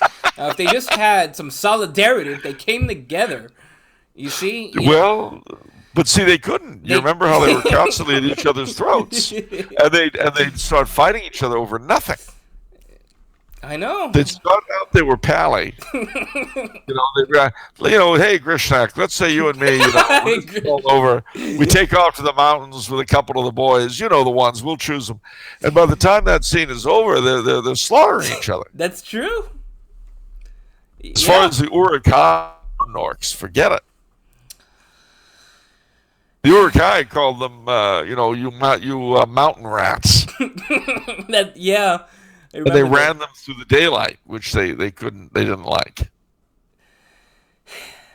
The fighting Uruk-hai. But I think it's probably just as well. A Mordor in touch with itself was the last thing we really needed. That's true. A Mordor that was self-accepting, where trolls and orcs of all tribes, all descriptions, could build together a common future for themselves and all of Middle-earth. Sign me up. No. Okay. No. So Sauron's issues. Anyway, the poor Sauron. He'd been through so much. All right, what else we got? All right, the question we've all been waiting for from Cartrell Payne. Charles, if you were a Supreme Court judge, how would you rule? Would you be an originalist or a textualist? Oh, boy. Well, just for our studio audience, to remind them what that means, an originalist is someone who goes according to the original intent of the founders. A textualist is someone who says it's a living document, which is a code for saying you can make up whatever you put into the document. Mm-hmm. As you will know, I am not someone who believes that the Constitution is Holy Writ or that the founding fathers were the apostles. That said, however, you need some sort of objective thing to hang it on. Now, we know it can't be the Catholic faith because that would be sectarian. Whoa, what? You don't believe that America was founded on Thomistic principles? No. Wow. I know. Wow. I know. Okay. So having said that, we can knock it out. But even if it were, hold on to that thought. Okay. Let's pretend it were. Let's pretend St. Robert Bellarmine wasn't just moldering on Jefferson's shelf, but actually maybe had some weird relevance or not. Okay. What I will grant you is that the founding fathers certainly set up a system that wasn't nearly as bad as it might have been, and has had a certain effectiveness. and that it has worked within its own limits. All right. Now, when Judge Bork was borked, we learned that original intent was out the window. And then when Mr. Justice Thomas had to, do his sort of minstrel show routine and promise that he didn't believe in natural law. Wow, I didn't know that. Yeah, well, and mind you, don't get me wrong, I vastly admire Mr. Justice Thomas. I'd be lying if I said I didn't. I really do. Especially because after he became a justice, he returned to the church. Ooh. But very publicly. But don't get me wrong, I'm all for him. I'm just being snarky for no real reason. Oh, okay. Except that he did, to get the job, he did have to assure them that he didn't believe in natural law. So what does that leave? Well, it leaves whatever's in their little pointed heads. And that's why when Mr. Justice Kennedy, now thank God, made the majority opinion on a ruling, I forget the name of the case, but it was the one that excused underage murderers from capital punishment. Okay. And about which I have to say I don't really have a very strong opinion one way or the other. I really don't. Okay. I'm not being disingenuous. It's just not. I don't know. Yeah. But what did offend me was his reasoning. Rather than citing the law, the Constitution, precedent, or anything like that, Mr. Justice Kennedy declared that it was on the basis, A, of foreign law, and B, changes in public opinion. Well, all right, then let's bring in anti-blasphemy laws, because they have them in foreign countries. Yeah, that would go over pretty well. We know we're not going to do that. And as far as changes in public opinion go, that's really the province of those parts of the government that are elected. So what is he really saying? What he's saying is the only guide to interpreting the law is my opinion. Yeah, the judges are supposed to be the check on popular opinion, just like when we voted against gay marriage in California and the judge said, hold on, we need to avoid, the popular vote. And I should recuse myself, but I'm not going to. Yeah, so that's... Well, that's not exactly what he said. It was gay, and he should have recused himself, but he didn't. Yeah. And to this day, he chuckles over having killed it, by the way. I'm sure. Yeah. That's good to know for those of you living in California. Your tax money is keeping that man fat and happy. So, not that we're angry. No. But as I was saying before I began thinking of judicial morons, so therefore, I would be an originalist simply because what else is there to hang the stupid hat on? If you're going to say it's whatever opinion pops into your pointed head, then why do we need judges who have been lawyers? If all you need to be a Supreme Court judge is a strong opinion, okay, then appoint anybody. Yeah. Because opinions are like various organs of the anatomy. Everybody's got one. Yes. And so just whenever it comes empty, let the president just pull a name out of a hat. Else, what is he? Oh, he's the guy that he's the short order cook at my favorite cafe I stop at on my way to work every day. Well, does he have any legal? No, he's never been in a court in his life, but he's got opinions. I know because like when he's making my breakfast burrito, he's always telling me, well, he's putting the eggs and the ham and all, chopping up the sausage into the burrito. He's telling me all about his opinions about. So and I know he's got strong opinions, and I agree with him. So yeah,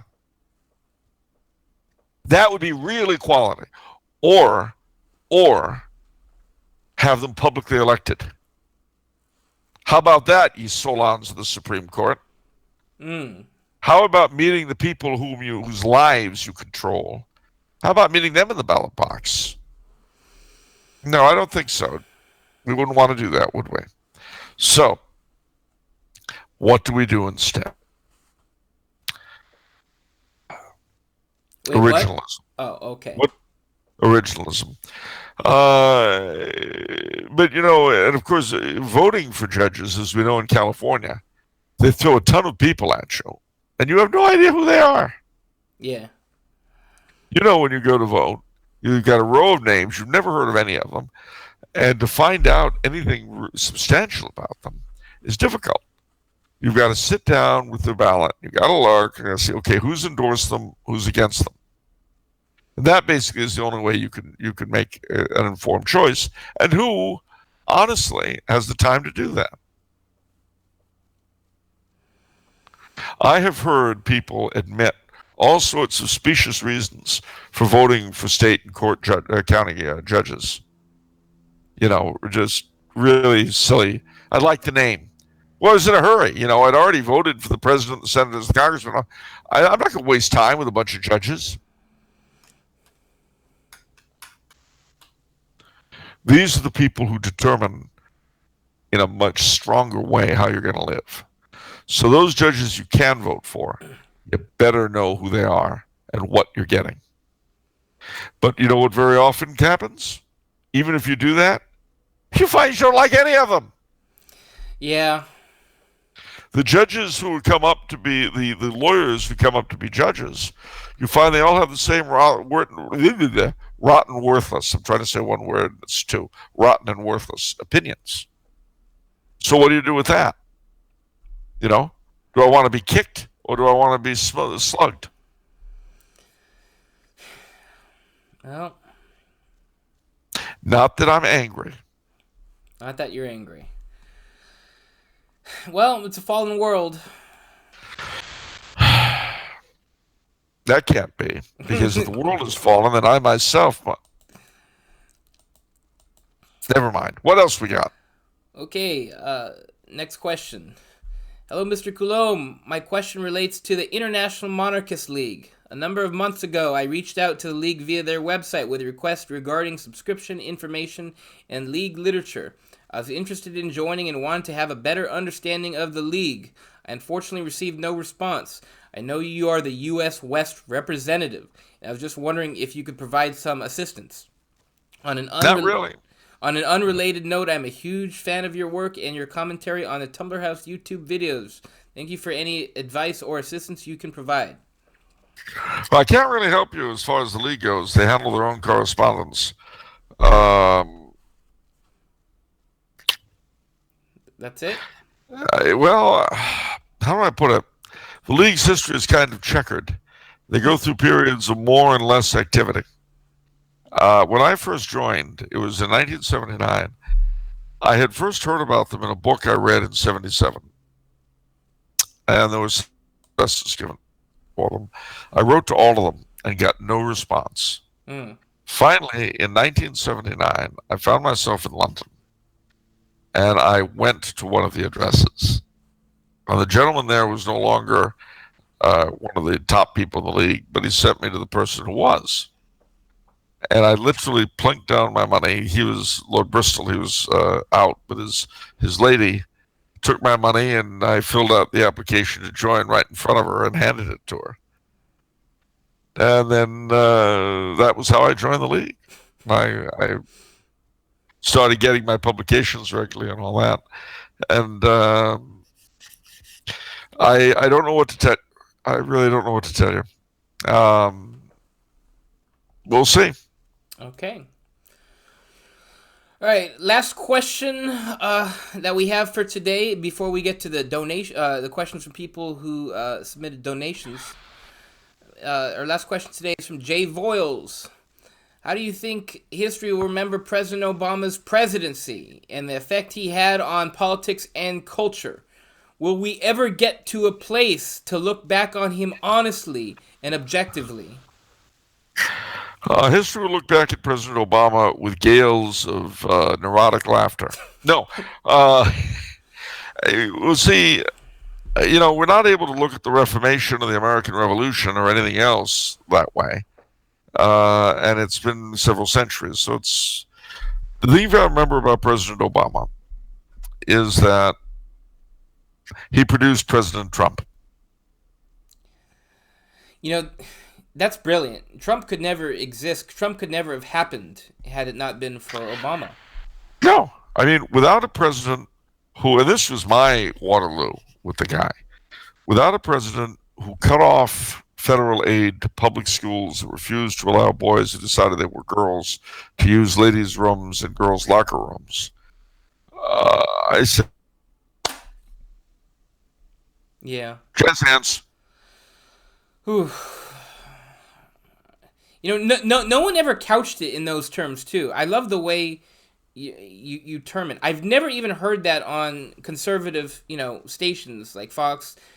It was more complicated. No one ever brought that up. You're the only person that has actually said like that. Like, even if you're a poor school and you guys are doing horribly and you're badly in need of aid, well, sorry, you need to toe the line.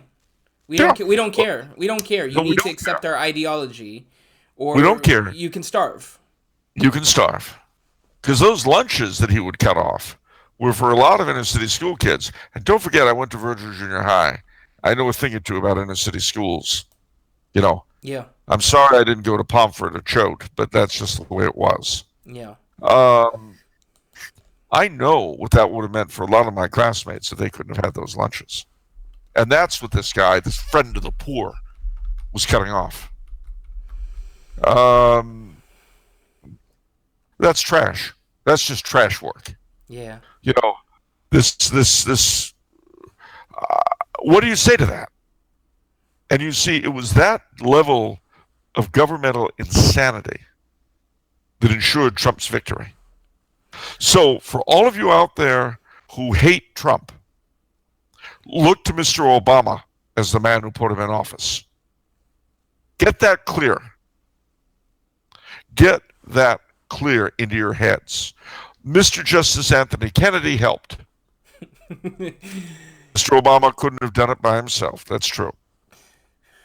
But understand the level of societal insanity that was shoved down the throats of the majority of the people in this country put Mr. Trump in the White House. And if you don't like that, complain to Mr. Obama and to Mr. Justice Kennedy. He's retired. He doesn't have much else going on. I'm sure he'll read your angry, spiteful letters with great interest. Let's do a little tangent. Do you think Trump's going to win re-election? Yeah. I think so, too. I think he's going to win by a bigger margin, to be honest. Well, he might. Whoa, you're cutting out. Are you there, Charles? I mean. Oh, okay. Were you saying something? I was. You froze. Oh, sorry. Yeah. No, it's not your fault. I mean, don't forget what we're doing is insane. Yeah, across the world, the other side of the world. We need to keep this. We could not do this 5 years ago. We have to keep this in context. Yeah. I would not want to conserve that lack of communicability. I'm really happy to be able to chat with you like this. Yes, this is great. This brave new world that we have, it has its benefits. I'd be lying if I said it was all bad.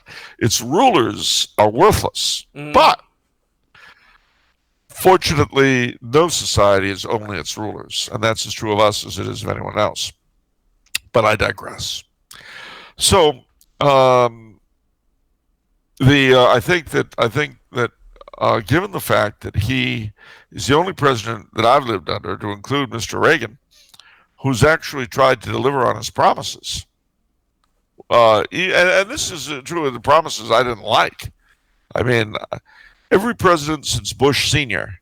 has promised to move the embassy in Israel from Tel Aviv to Jerusalem, which I think is an insanely bad idea. Yeah. But, you know what? It was one of his promises. So he did it. Well, and with this border confrontation coming up, he's going to make his opposition in Congress look moronic. I mean, I had a feeling Trump was going to be a good president again because he's a businessman, and everything that's wrong with the world in both church and state is because we're no longer results oriented.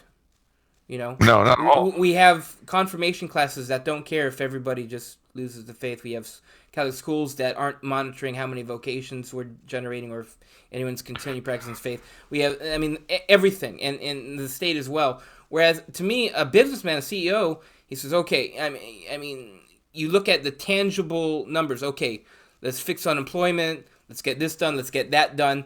Your legacy is defined in terms of tangible ideas, not tangible results. Tangible results. And so we see he's actually he has that approach. He has that approach, and he knows that he wants to stay employed. He's got to please the people who voted him. Remember, he's playing to the people who actually voted for him. Right. He doesn't care about the people who didn't vote for him. Right. He cares about the people who voted for him. Now, how do you get them to do that a second time? Well, to the best of your ability, you deliver what you promised, and what you can't deliver, you blame the people who stopped you from delivering it. Because they did. Yeah. You either say, well, your Congress wouldn't let me, the courts wouldn't let me. If you got a problem with that, I know you wanted it, but if you got a problem with that, take it up with them. Smack them around. What I could do, I gave you. Did you see that again? One more tangent, but I like talking about this. Did you see the Trump sit down he had with Kanye West? Did you watch that? No.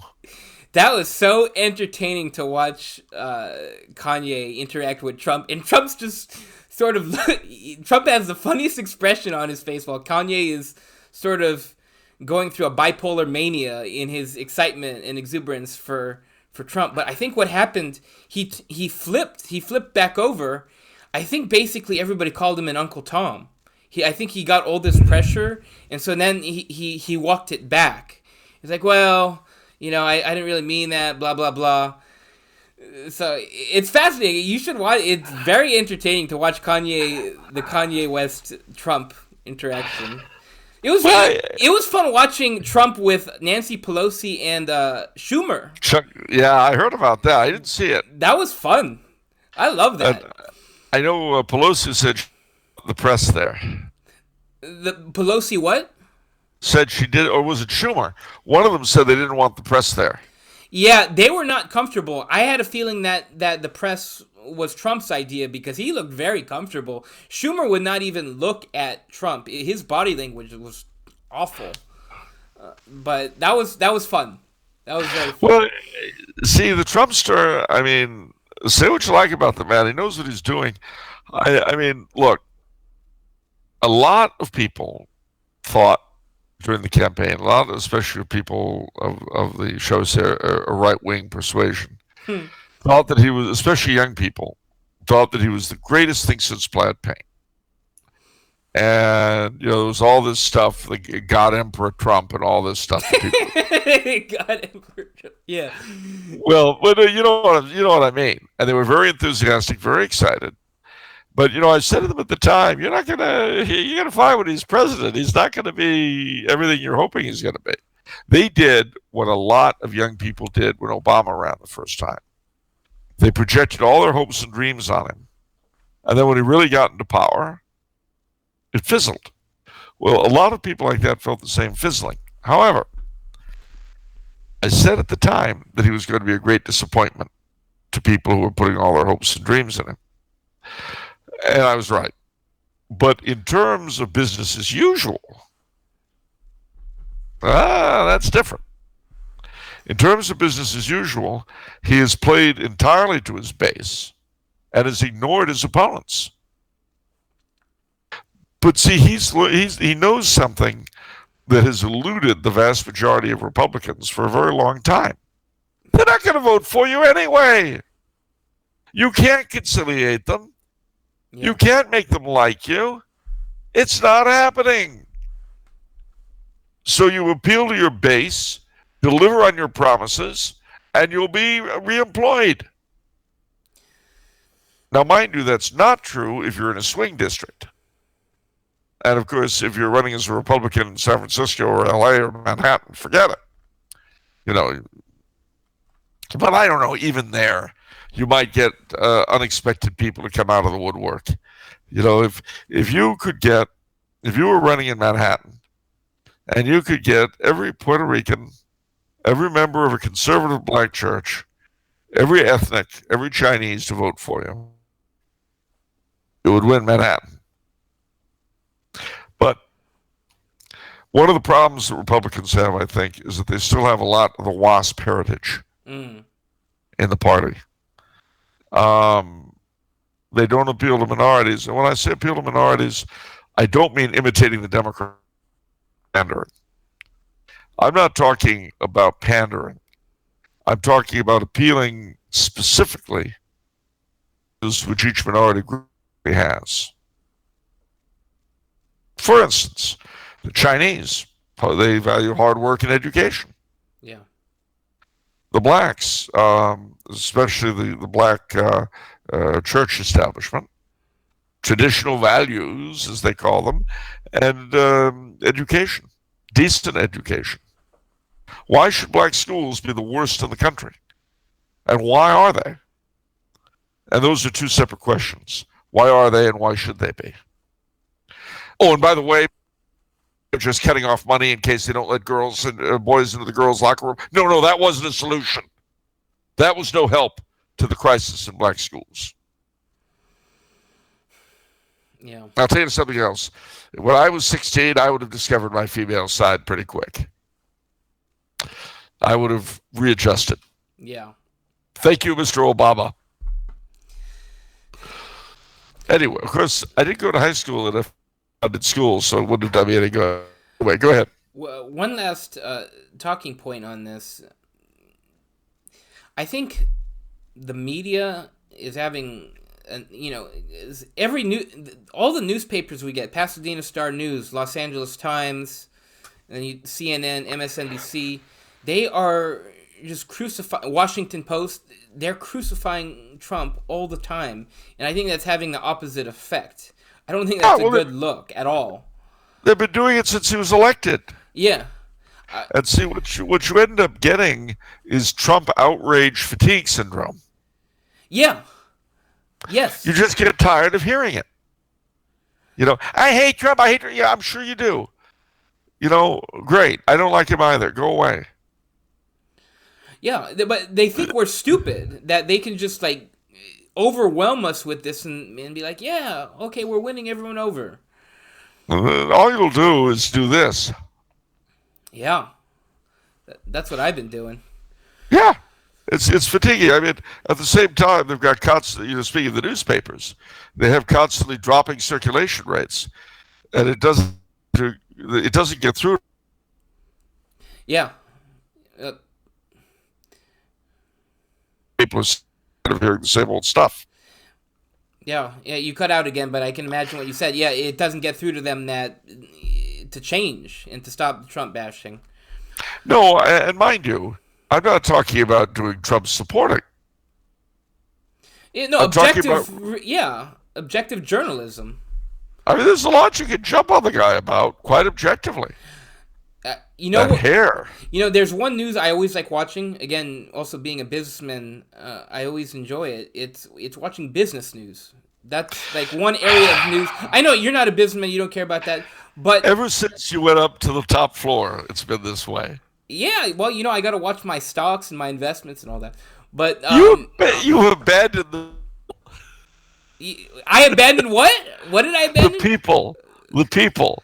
I am fighting for the people, Charles. Oh yeah. Do you still go to the Tuesday night maintenance poker game?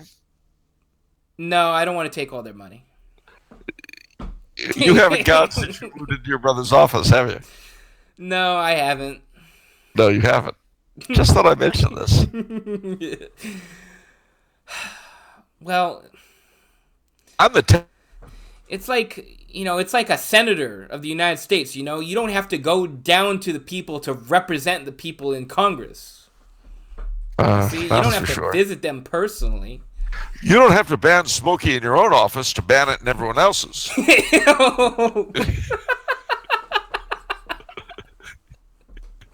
Don't tell me.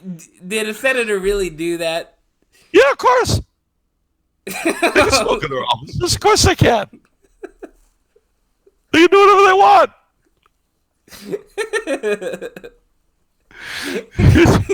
Smoke-free facilities are for peons. You know that. That's so stupid. What? They have a good time. It's like healthcare. They've got their own insurance. It's not linked to anyone else's. Look, I've had this out with other people. Let me make this real clear. You've had a. I have a what? You used to have a dog. The late Doug. Yeah, Doug the dog. Doug the dog, so called because he was a canine. All right. Well, the thing about Doug the dog was that I know that you and your brother, back when you were kids, you would throw a frisbee or a stick at Doug the dog to bring it back to you.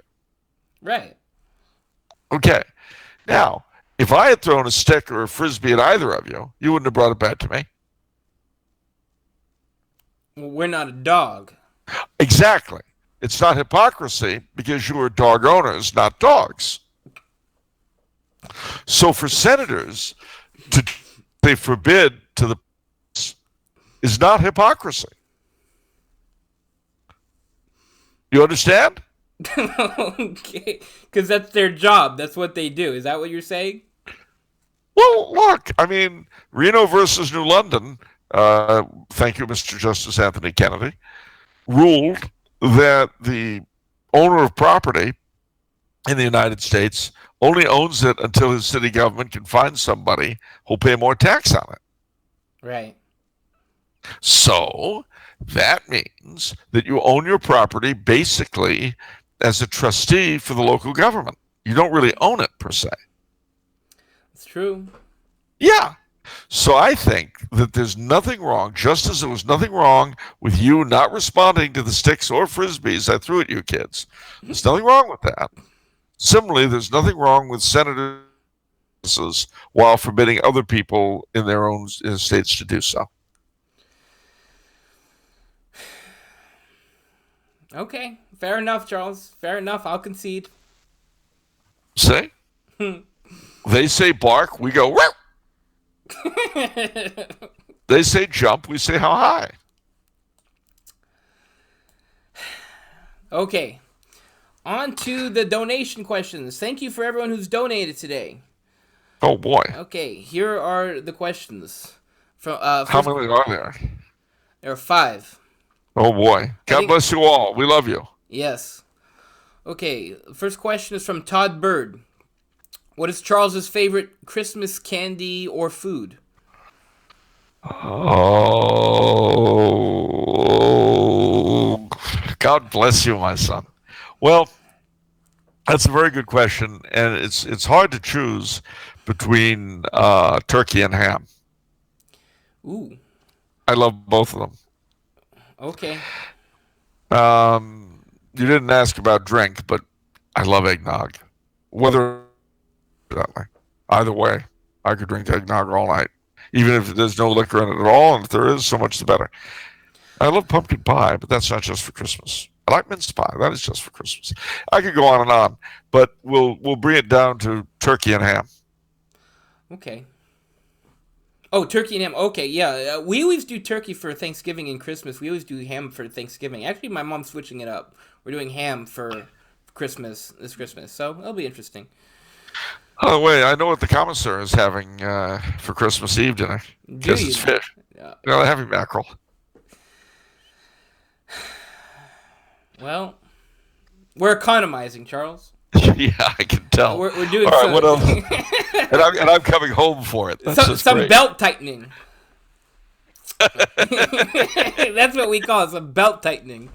That's right. Whenever company shows a slight loss, tighten the belt. and Yeah. below the 34th floor. Yeah. Well, there's only a couple people above the 34th floor. I mean, Only about a couple dozen. I mean, the people below, I mean, that impacts a lot. So that's serious, cost savings right there. If you do it above a certain floor, not really that much savings. So, When was the last time the commissary and the executive dining room had the same menu? Oof. Yeah, exactly. Yeah, I can tell you, opening day at the tower. It's true. Okay. That was the only same menu. And that was, they were treating all the first-time employees. And I remember the joy in their eyes. Oh, wow. What a great menu. The place looks a little dumpy, but the food, heavens. Little did they know what. Yeah. Those were fun times. Anyway, Okay. so what else we got? Next question is from Aaron Hook. Has Charles read The Phony Victory by Peter Hitchens? Does he think that the British Empire were right to go to war in 1939? I have not read the book, so I can't tell you about it. It was the Phony Victory by Peter Hitchens. Yes.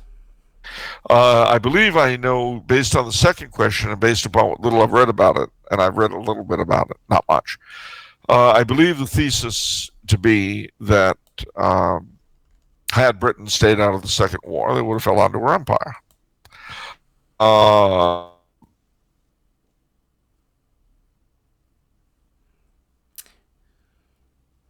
You okay there, Charles? You're cutting out again. Sorry? Did you say anything? You're cutting out. I did, sorry. Looking at it in terms of what was best for Britain, it was a mistake to go to war in 1939. Yeah, we talked about this. Anyone interested in this, look at our discussion on Winston Churchill, I think.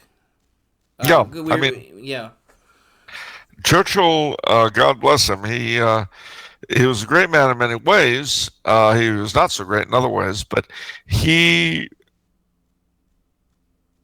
did not understand two important things. One was that the United States did not mean well by the British Empire. I don't think he understood that until it was too late. He did catch on eventually. Yeah, you said he had this deficiency because his mom was American, right? Yeah. Yes, his mother was American, and he was actually part Iroquois Indian. There you go. Whoa, what percentage? I don't know. I don't know enough to claim money from the federal government and to be a female academic. But at any rate, and use the ladies' room in great.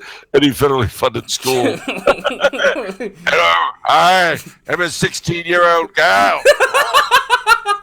That's obscene, Charles. This is a strange old man with a cigar coming in here.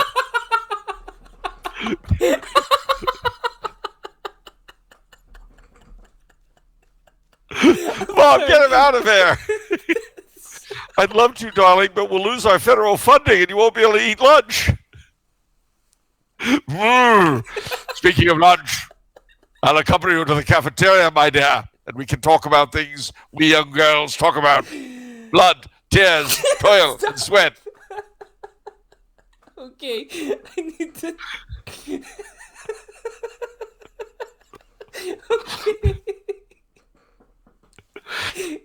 All right, continue saying something, Charles. Okay. I'm a mess. Okay. I after all these years, I broke you. I really got you. I got you, and I took all the help of President Obama, President Churchill combined to do it. Oh man, that's just an unholy alliance. That's such a perverse image. That's just so out there. Well, it's the 21st century. Break down all the barriers. That's what I say. Okay. All right, so Wow. moving along, pulling Churchill back from the ladies' locker room. Yeah. He no, but I mean his first great deficiency was he didn't really understand the United States, and his second uh, is likened to the first in that he saw the Nazis, and don't get me wrong, they were evil. They were evil the way communism was evil. Yeah. All right, they were evil, but the same people that were able to survive are coexisting with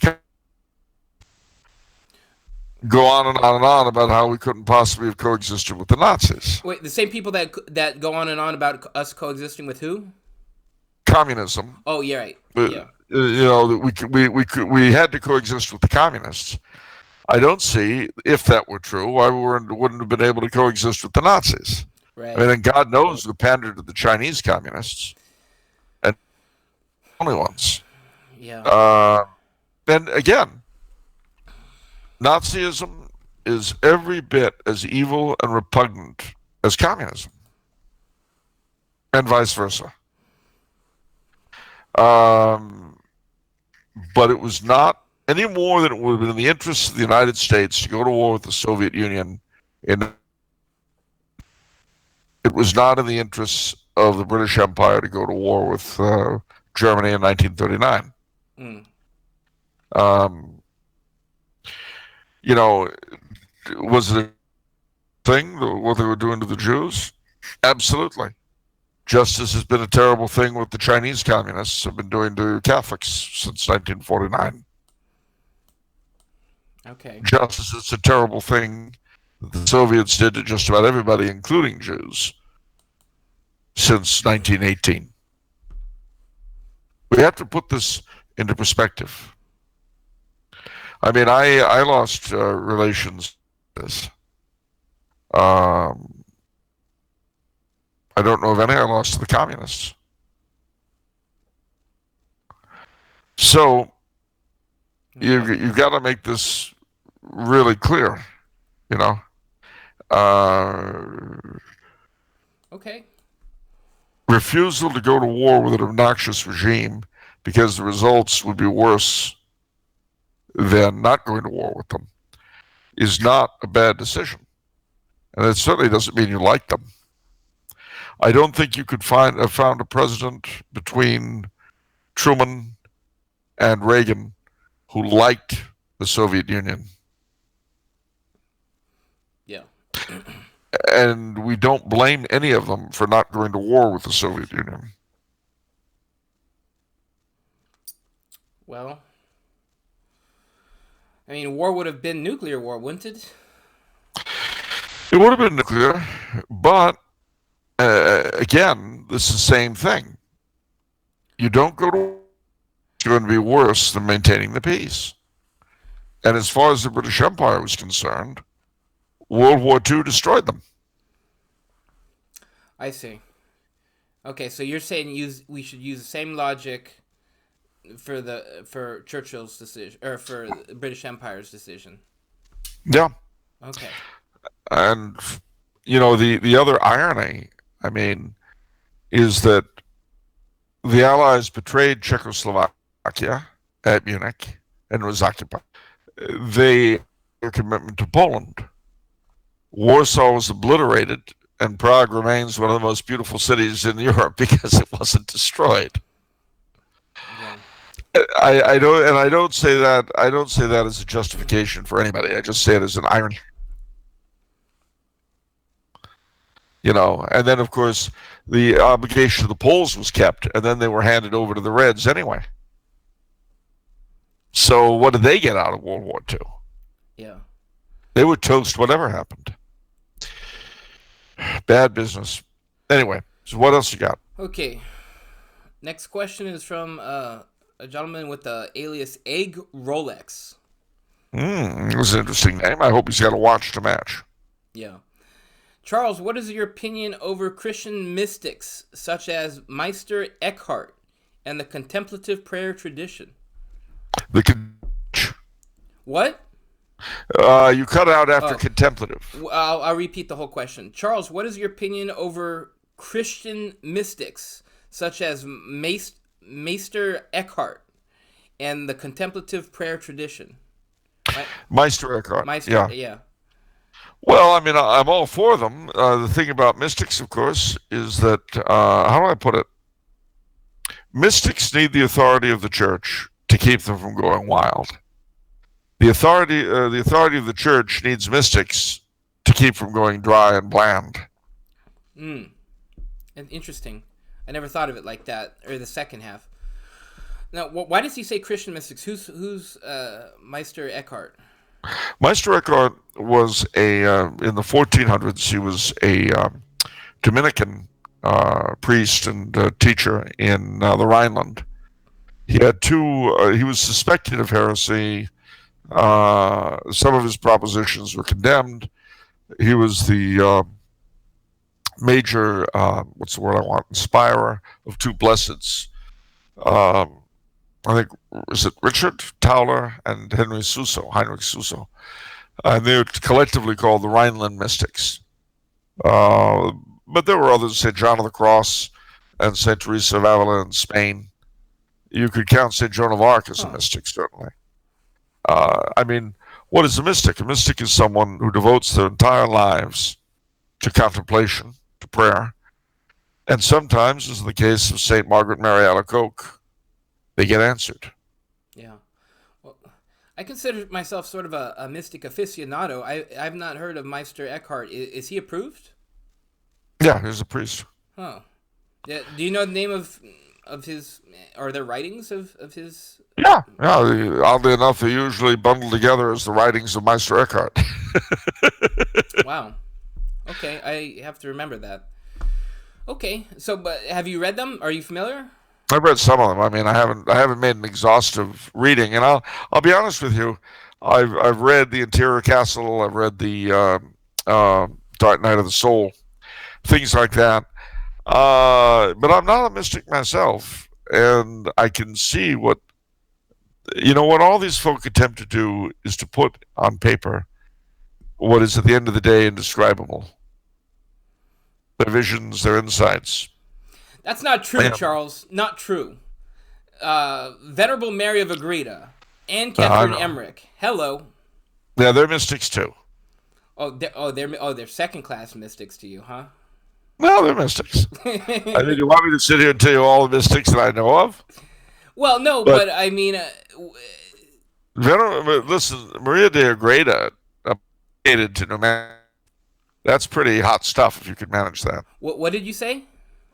Maria of Agreda, bilocated to New Mexico. Oh, right, yeah.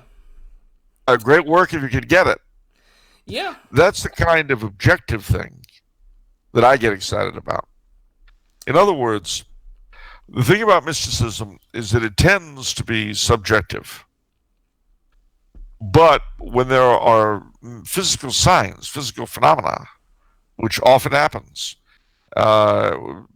St. Philip Neri, St. Teresa of Avila, a lot of other people, these physical phenomena of mysticism, which lend credence to what they were saying, although not always. The church judges these things very harshly. But they tend to lend credence. I mean, it's one thing if I say to you, the Blessed Mother is speaking to me. It's another thing if I levitate in the air. That might tend to lend credence to my assertion that I'm hearing the Blessed Virgin Mary. But I might instead be hearing the devil. And how to tell the difference between the one and the other, that is the province of the church and of authority. Random side note, we legitimately receive manuscript submissions where people say, "Oh, I really had a fun time writing the manuscript, guided by the Holy Spirit." Well, who's to say? Oh, man. But what you could do is put down a policy that you'll only consider manuscripts dictated by the Holy Spirit if they've been approved by the local ordinary. I know. Okay, our last question for today. is from Jonathan Bennett, our good old fan Jonathan Bennett from Good Canada. Canadian. Good Canadian. Good Canadian. That's right. All right. He asks, can Charles talk about the San Patricios Battalion in the Mexican-American War? What lessons on nationalism we can take out of that? I could. But will you? Yeah, well, all right. If you frame it as a request, certainly, I'd be very happy to. This is what I mean about being snarky this evening. I don't know. You know what it is because it's finals week. I'm just in a snarky mood, so don't worry about it. Okay. No, the San Patricios. Well, basically, these were a group of not solely Irish, but primarily Irish Catholics in the American Army who deserted for the American Army during our invasion of Mexico. Churches were being looted and things like that. Plus, there were no Catholic chaplains. And the faith was definitely on the receiving end of a lot of guff. So they deserted and joined the Mexicans and formed the San Patricio Battalion.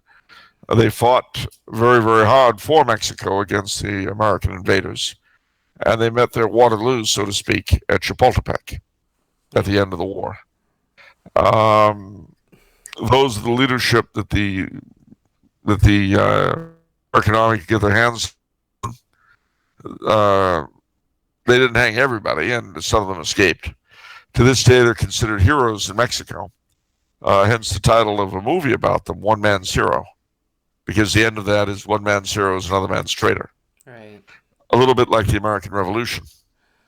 So, those were the San Patricios. I was just talking, I was telling somebody, oh, darn, I don't have Puritan's Empire on me. But from Puritan's Empire, one of the talking points, I think it's the Mexican-American War. You always make the point that Americans basically placed their armies in such a way that they basically forced war on Mexico, didn't they? I mean, yeah. Because they wanted the territory, and they said, okay, we're gonna position our armies basically in such a way where we're gonna force you to declare war on us, and then we're gonna go in and we're gonna get California, New Mexico, Arizona. Yep. It's interesting how we never, that's one of the things that is always swept under the carpet in our nation's history. It's interesting. We don't ask how we acquired California, Arizona, New Mexico. It was magic. It was magic. Whoop. We woke up one day and they were suddenly part of our country. It was very strange. We don't know how it happened. It just suddenly they were waving the stars and stripes from San Francisco to Santa Fe. No, the truth of the matter is that was probably one of the most shameful wars we've ever fought. Yeah. In terms of its what our justification was that when we annexed Texas, we inherited Texas's boundary dispute with Mexico. Now, bear in mind what had happened. Texas, like most of the Mexican frontier, was very lightly settled, and they wanted more settlers to, hold it against the Indians and so forth. So they basically invited any American who was willing to come into Mexico, become Catholic, and swear allegiance to Mexico to have land. That was the idea. Well, there was a Father Muldoon, an Irishman, who was willing to give fraudulent baptismal certificates. So they called these Muldoon Catholics, meaning they were insincere. They came in. And you had people like the Austin colony, the Edwards colony, they settled all over Texas. Well, the long and the short of it, sadly, was that Texas eventually had a lot more Americans than it had Mexicans. And with the help of some of the native Hispanics, the Texicans, so-called, the Tejanos, they revolted against Mexico in 1836, defeated Santa Anna, and seceded from Mexico. Became an independent republic for a few years. And then they successfully petitioned to be annexed by the United States and become a United State, which they did. Well, they had a supreme border dispute with Mexico.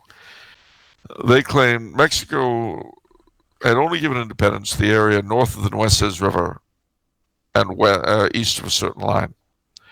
Texas claimed everything west to the Rio Grande, to include half of New Mexico, today's New Mexico. Obviously, this was a source of, shall we say, creative difference. Creative conflict. So we annexed Texas at their request, and then we inherit this boundary dispute. But President Polk intended to annex California. This is manifest destiny. Yeah, I was going to say that. The United States its manifest destiny was to go to the Pacific. So he sent General Zachary Taylor and his troops south of the Nueces River. And they came into conflict with the Mexicans, and the war began.